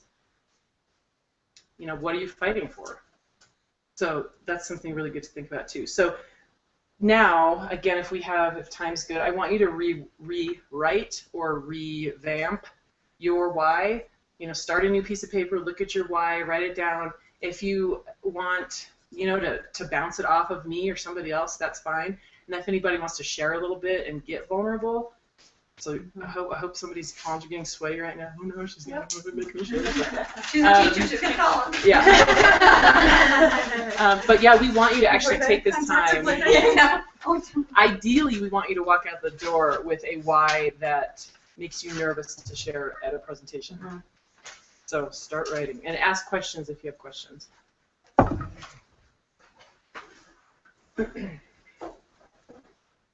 If there was someone that would be willing to be the guinea pig and like say, hey, this was my old why. Yeah. Then yeah. And I want you guys here to do it. I want you guys to know too. I brought this up here to show you. So I was sitting at my desk yesterday because I wanted to write it down. I had it in my head, but I tend to be, I'm really type A. If I couldn't write it out in complete sentences right away, I got frustrated. So what I did, and this might help those of you who might be like me, as I wrote, attracted, and then I just started. So what attracted me to the business? I started jotting down notes, and it's funny when I looked back at my notes. My first one was, "It's a smart business model." Well, that's not vulnerable. But as I got further down, it just gets your mind greased. Greater untapped potential in me. Wanted my life to matter. Then I was like, ding, ding, ding. That's what it is. I want my life to matter. That's the language I want to use. So if you need to just start, it's peeling the onion with yourself. So if you need to just start jotting down, why do I do Arbonne? Start with the generic and work your way down. That might be helpful. Then I did the same thing. What stopped me? So I started to write down fear. What fear? Oh, the lack of control, because I hate not knowing what the outcome is going to be. So, yep. How many people in life are like that? I'm going to connect with people a lot just with that sentence. So, and then how did I overcome it? You know, so that if that helps you just to jot down notes, and then you can turn it into a complete sentence later.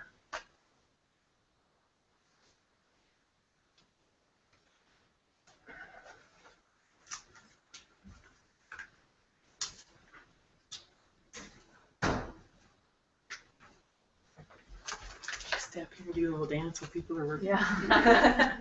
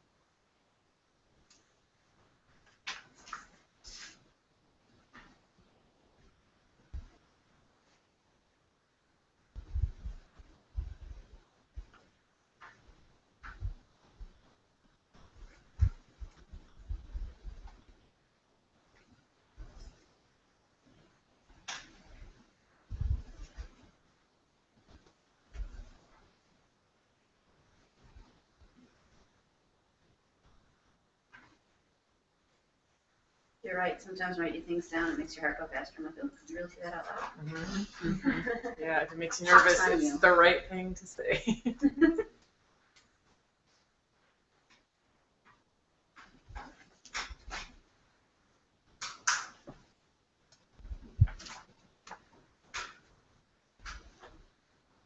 So how do you, if you have something that could be perceived as sort of negative, if you said it, how do you work it around to more positive? And I can give you an example is, like, I have this thing, like, you get all the naysayers about a direct marketing or direct selling type organization, and they all laugh, and they're like, oh, that's so cute, or you're so dumb, or my favorite is, you really drank the Kool-Aid when you went to GTC, didn't you? So to me, I wrote on my mirror when I got home, I'm going to prove them wrong. But I feel like if I said it in that way to people at my presentation, that might turn them off. I drank the Kool-Aid and it was good, and you should too. Do I need to repeat questions or anything like that? The mic picks up the word. Okay. That is a great. I thought about that too when I was writing it. You can definitely reword it in a way, something like, a lot of people, I've come across people that, for whatever reason, and we all know it's because, okay, here's, and you can rephrase this, when we are doing something out of the ordinary, it makes other people look at themselves and go, I'm mediocre.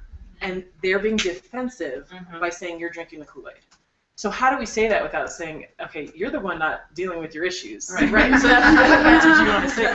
And so you can just put it this way, you know, maybe I was, and I don't know if you were, I was at one point one of those people that would sit and think, well, this stuff's crazy. What is network marketing all about? But when I really got into it, I saw that it showed, it's helping me see who I really am, what I really want, and my dreams are so important. I'm going to take control of it no matter what other people think about it. Something like that. Make it about you and what you're choosing to do in response to, does that make sense? Because you've also seen, for every person who said that, you've seen probably 10 or 20 people who have been successful. Oh yeah, You absolutely. know, so it is there are these naysayers, but there's also, you could spin it positively that way, you know. Yeah.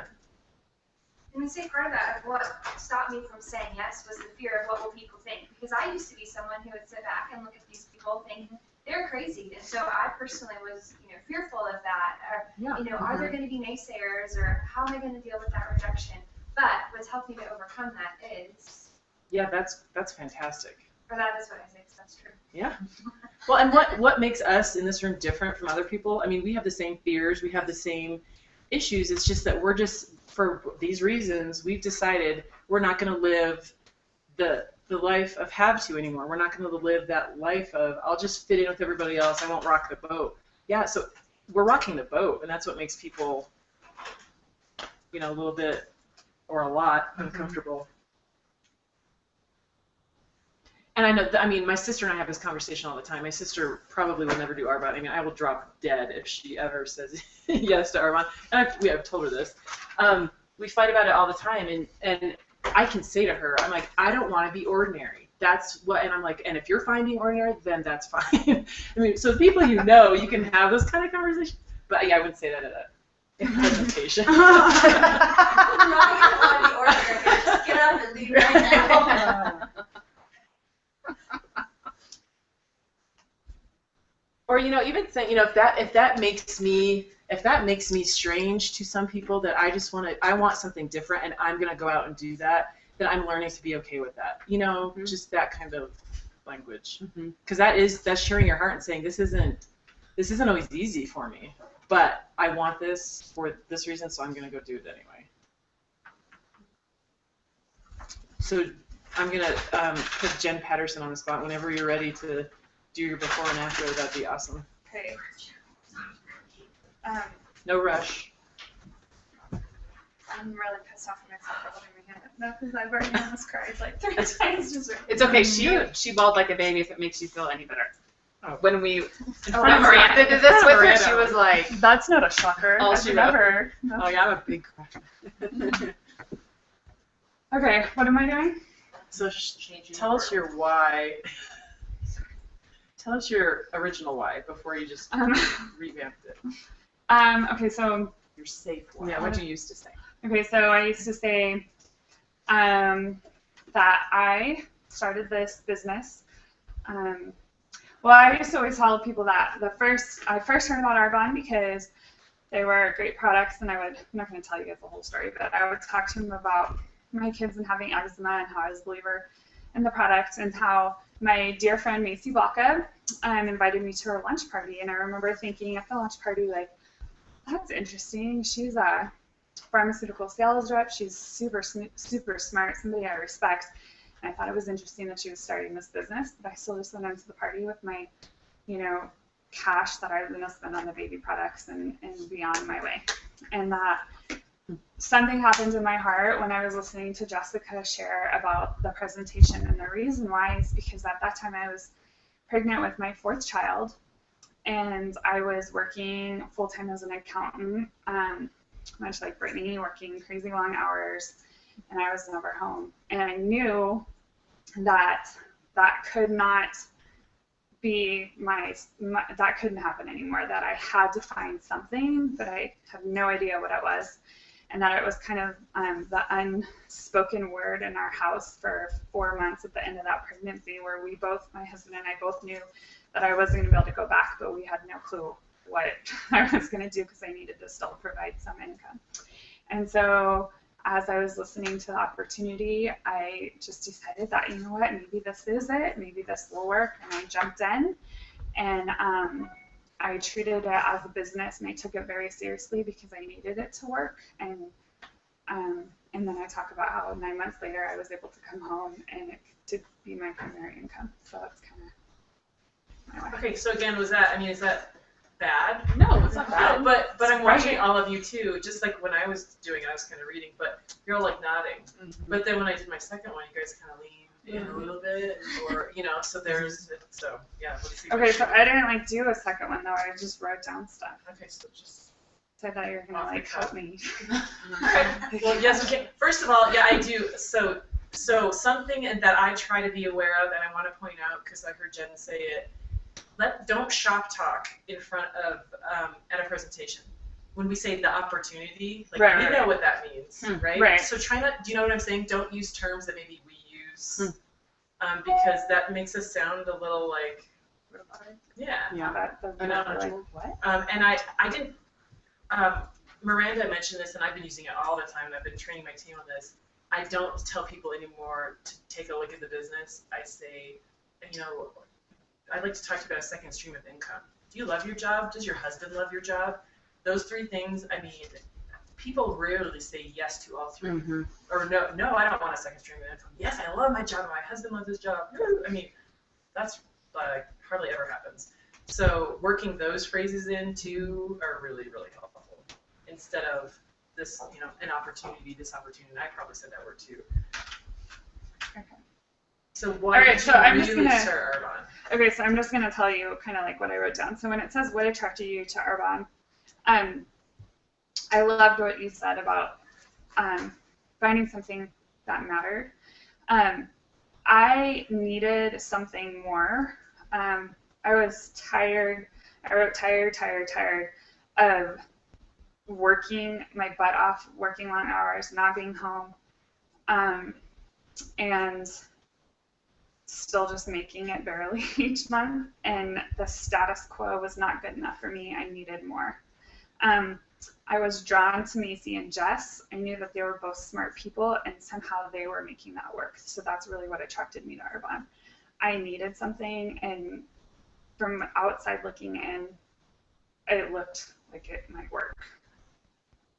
And is it okay to say I needed something, but I wasn't quite sure what?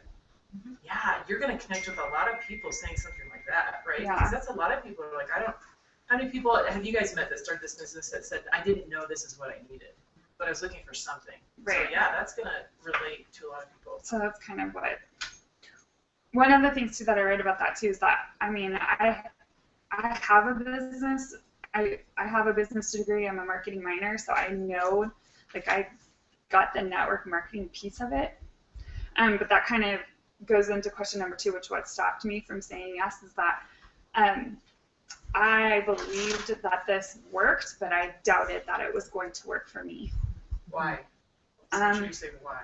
I think I don't know, I kind of wrote, I felt I was scared of letting other people down.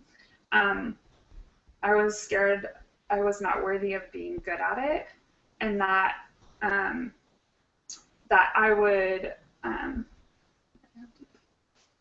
was scared that other people would expect me to be good at this job, and I wouldn't be.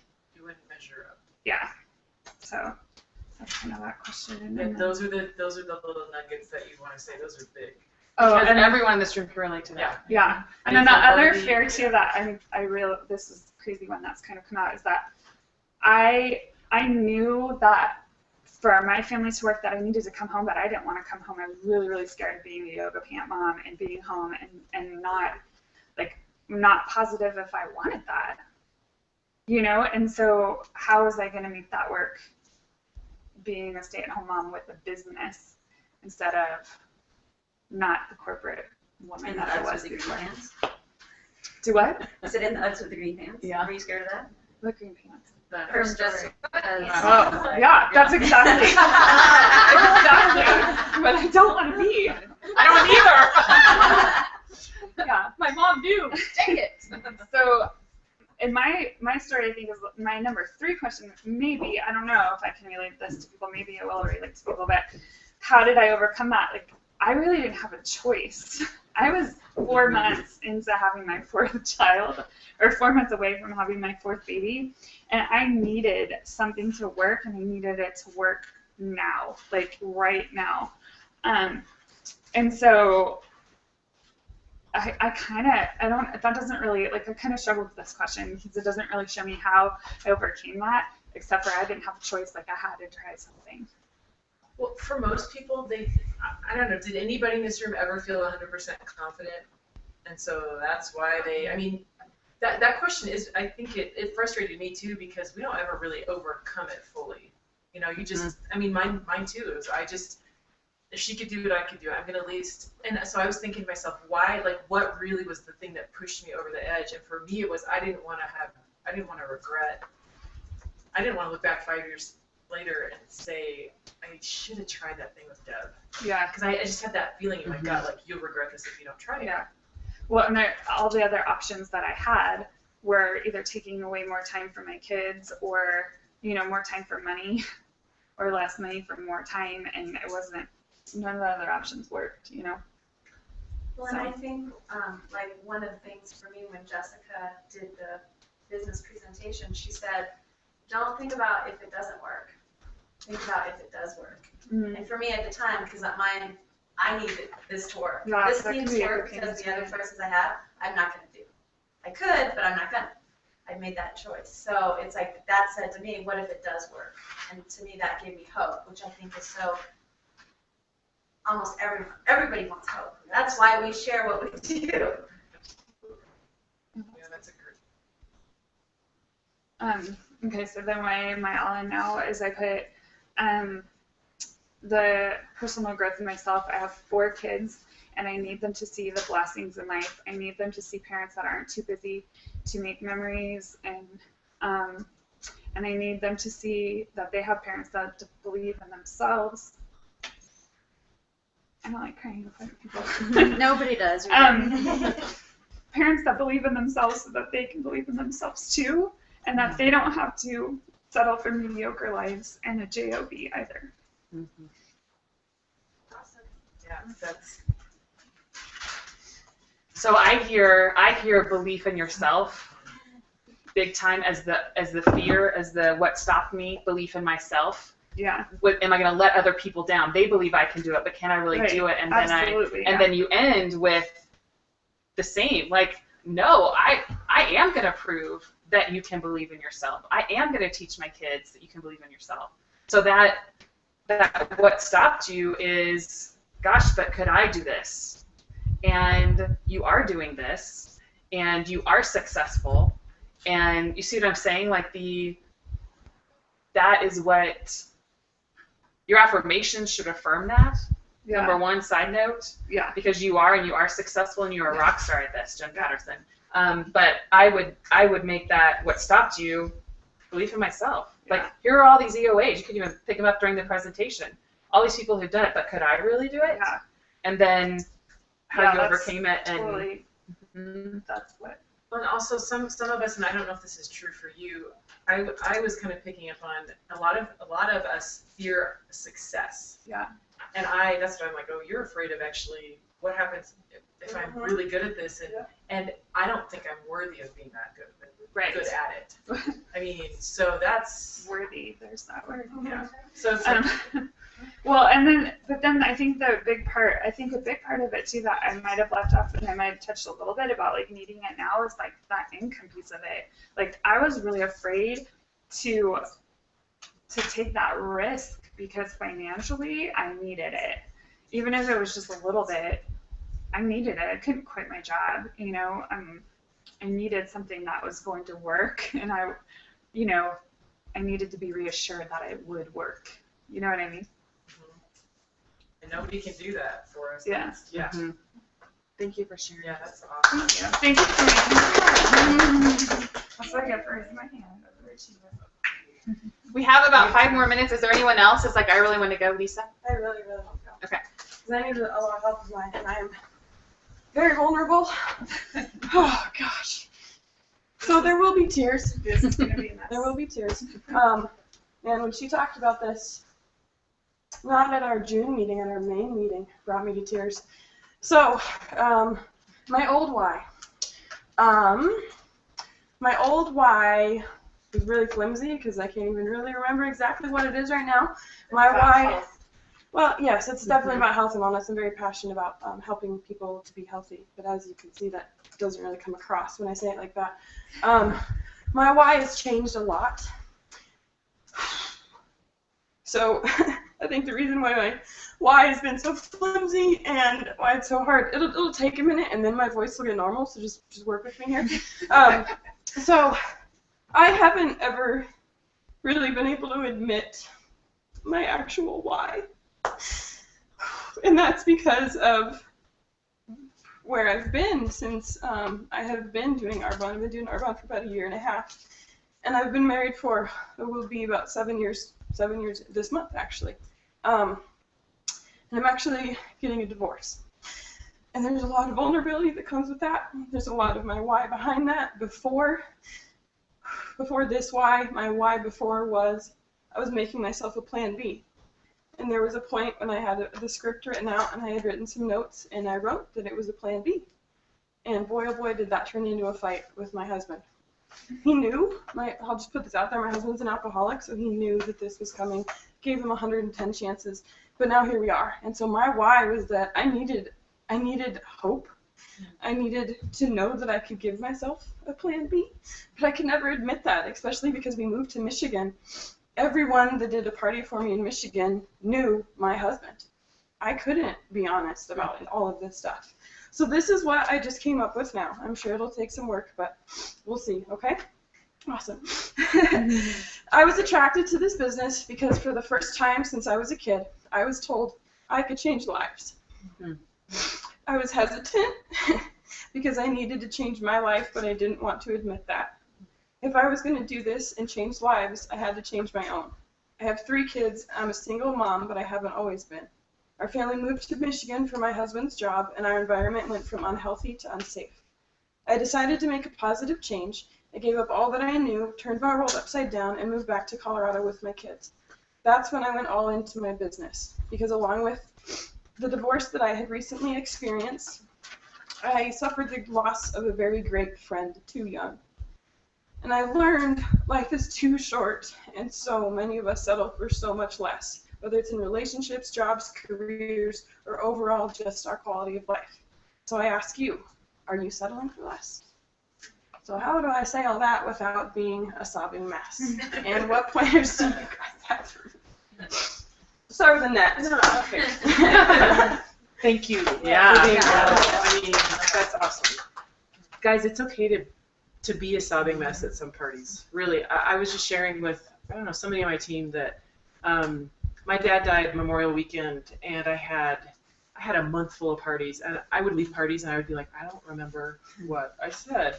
And there were some friends at the parties that said, I've been to a party before, and you like skipped a whole section, or I'm like, but I still had great sales, and I still attracted people to business. Why? Because I just sat there and I was myself, and myself was just, I was really broken right then. So really being yourself. Now, there is a fine line, and Miranda talked about this. She's like, you don't want to blow your boundaries away and not have boundaries.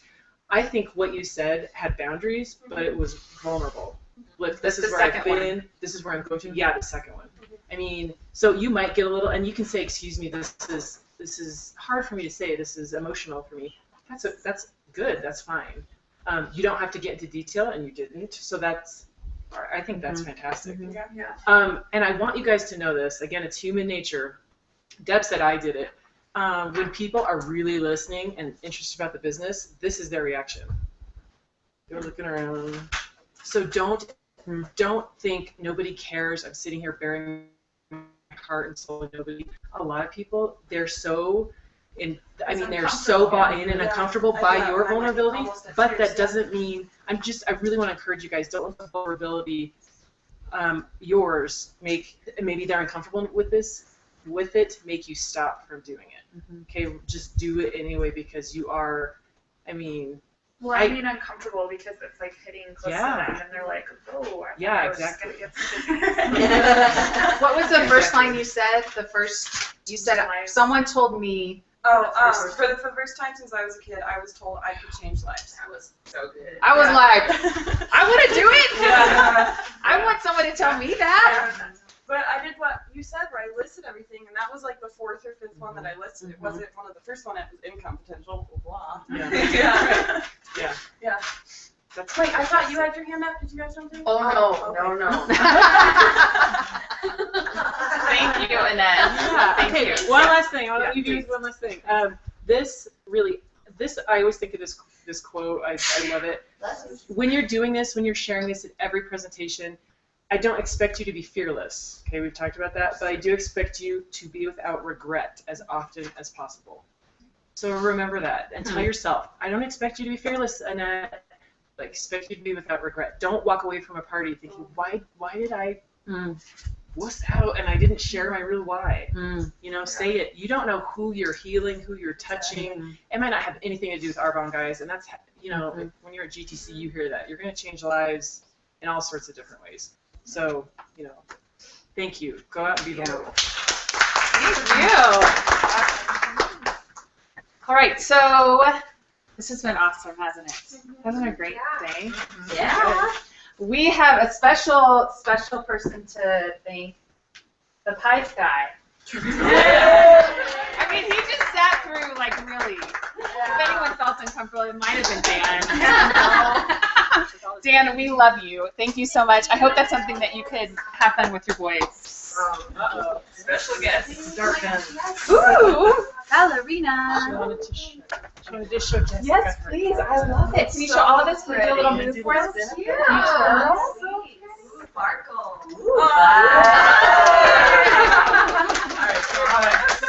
Good job.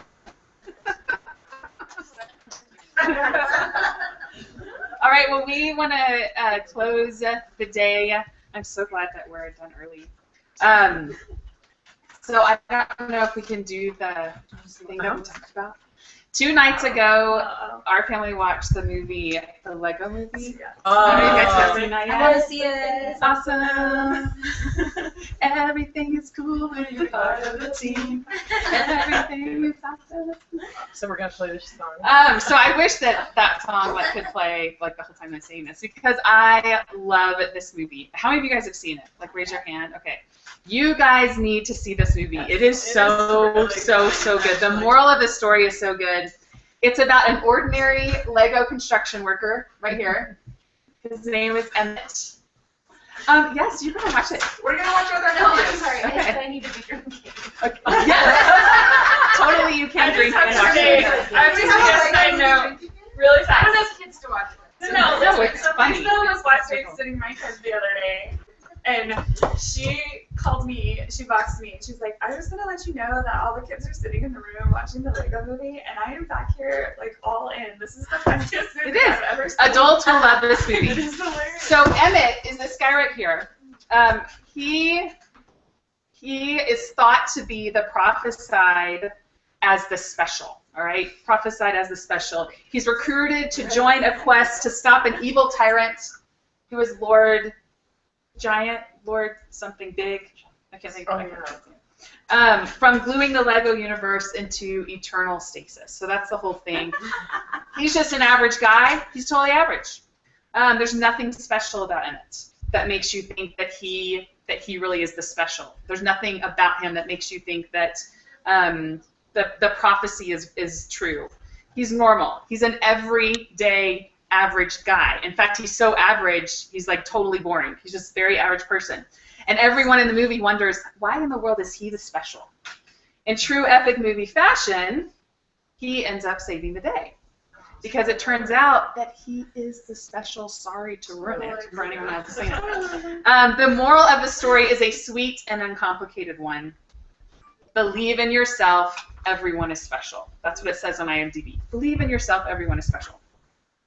sure, those sentiments are, you know, you're like, and, you know, all the people, the critics were saying, oh, it's, you know, kind of juvenile, but really it's such a great movie. His name is Lord Business. Lord Business. Oh, which makes it even right. Isn't it like Lord Yes. J.O.B.? Yes, Lord Business, it does. So what's really cool is like his whole, Emmett's whole philosophy of life comes from this cat poster. And the cat poster that they show in the movie, it was downstairs in the basement of this home. And I'm going to show it to you guys right here because it says believe. And it's like one of those really generic, like the kind of poster that you'd find Hang in there. like in an elementary school or, you know, that kind of deal. As it turned out, that's exactly how it, did you find it? Oh, there you go.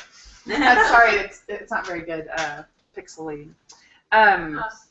As it turns out, that's exactly how a character in this little movie describes it. He's like, you just have to believe. And I think it was Tom Barrett that you were quoting that said, belief determines your behavior. And so I want to ask you guys, after this training, because of this training, I want you to walk away and I want to ask you to do the same thing. I want to ask you to believe. I want to ask you to believe in the products. I want to ask you to believe in our system for success. And I want to ask you to believe in yourself, just like Emma did. Because after all, you're just as normal and average as any one of us. But what makes us different than the rest of the world is that we believed we could change. We believed that we could help change others. And we believed the extraordinary was out there, and we were smart enough to go for it. Your belief determines your behavior. So I'm asking you, you believe or you wouldn't be here, but I'm asking you to keep believing. I'm asking you to believe even bigger. Believe bigger with your bonuses. District managers and above, you should be going for your bonus every single month. Erica Heinz is here, a district manager of 1 who has earned her bonus.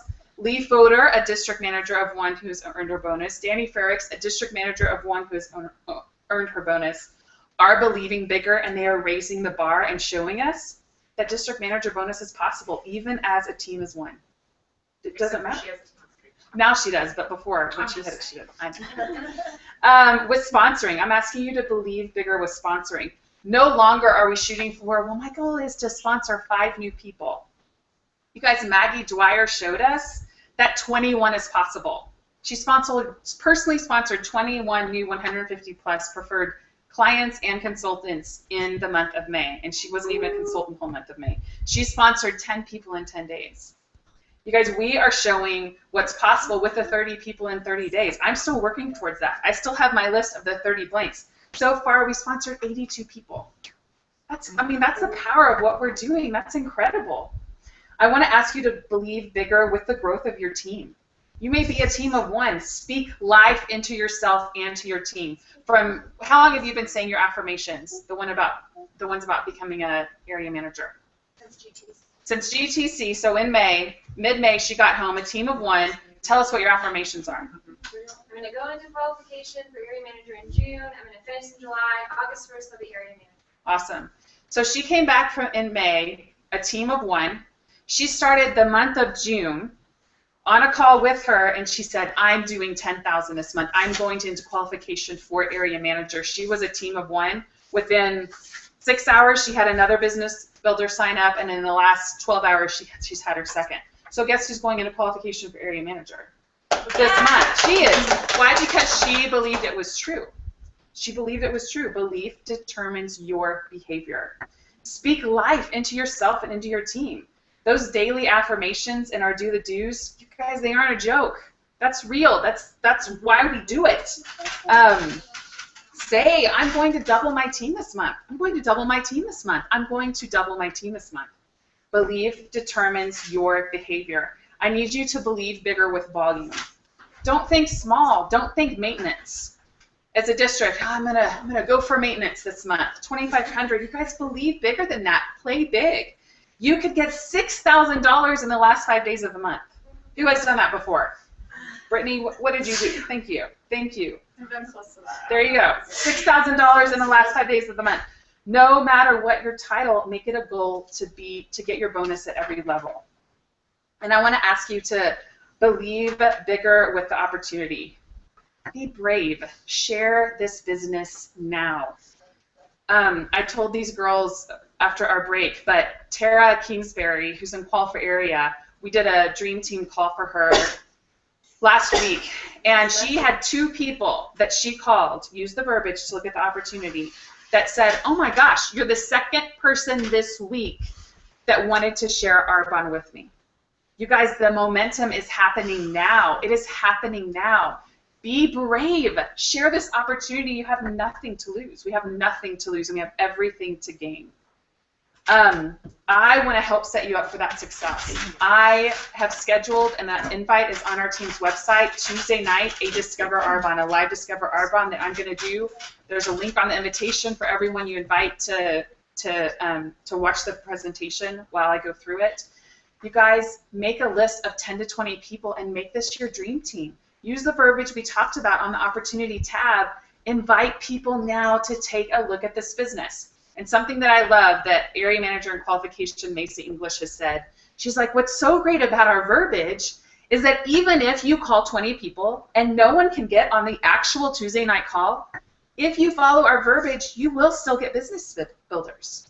You will, because you have those 3 asks. You're asking them to listen to a recording, and then you're setting up that 2nd date. At least you're going to book a presentation on the 3rd ask, you know, or get them to try the products or whatever. So make that a goal. I'm going to ask 20 people to be on Tuesday nights Discover Arbonne. If you do that and you use all the tools that we have there at your fingertips, I swear to you, you will have people join your business. You will, because that's how it works. Believe bigger. That's what I'm asking you to do. Believe bigger. Believe that you have what it takes. And in the words of Emmett, this is exactly what he said, and this is totally when I was bawling. You don't have to be the average guy. You are the most talented, most interesting, and most extraordinary person in the universe. And you are capable of amazing things because you are the special. You are the special. And so am I. And so is everyone. The prophecy is totally made up about saving the Lego world. I mean, I hate to break it to you, but it is. But it's also true. It's about all of us. And right now, it's about you. And you still, no matter what your history is, no matter where you've come from, no matter what your parents told you, no matter what the last 6 months in your business has looked like, you still today, going forward, can change everything. Believe. Yes. Thank you guys so much for being a part of this. This was fantastic. Thank you, Annette. Thank you, Marisa, and Macy, and Dan, and Dulce, and Brittany, and all the presenters. And thank you guys for sharing. Thank you. It's been awesome. Thank you, guys. Because everything is awesome. Everything is cool when you're part of the team. Yes, it's so awesome. You have to do it together. That should be everyone's homework tonight. I think it's that Elvis. What a fun outfit. Did you pick that out? No, our teacher did it. I like that. Well, the sequins and sparkles on there? That is so cool. It's scratchy.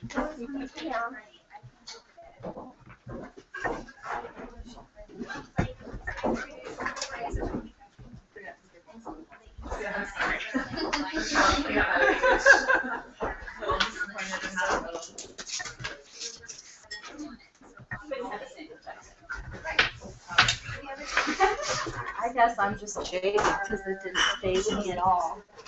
I had never heard that phrase in my life before. I'm like, what? Really, you haven't? Oh my gosh. I'm so lightweight compared to people I hang out with. Well, I mean, I've heard a lot of phrases, just not that one. It's kind of a redneck phrase a little bit. This is one of the Texas things. Well, other than our She's just gonna go balls. yeah, that's it. I'm gonna go see my mom before I tell her.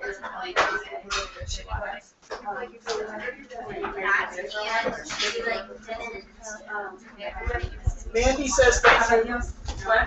Mandy says thank you. Okay. It was amazing. I loved it. I liked it. What version? I was in Cecilia. The city itself is very safe. It's not so much anymore now that we're there, but yeah, it was a, where it was a tour of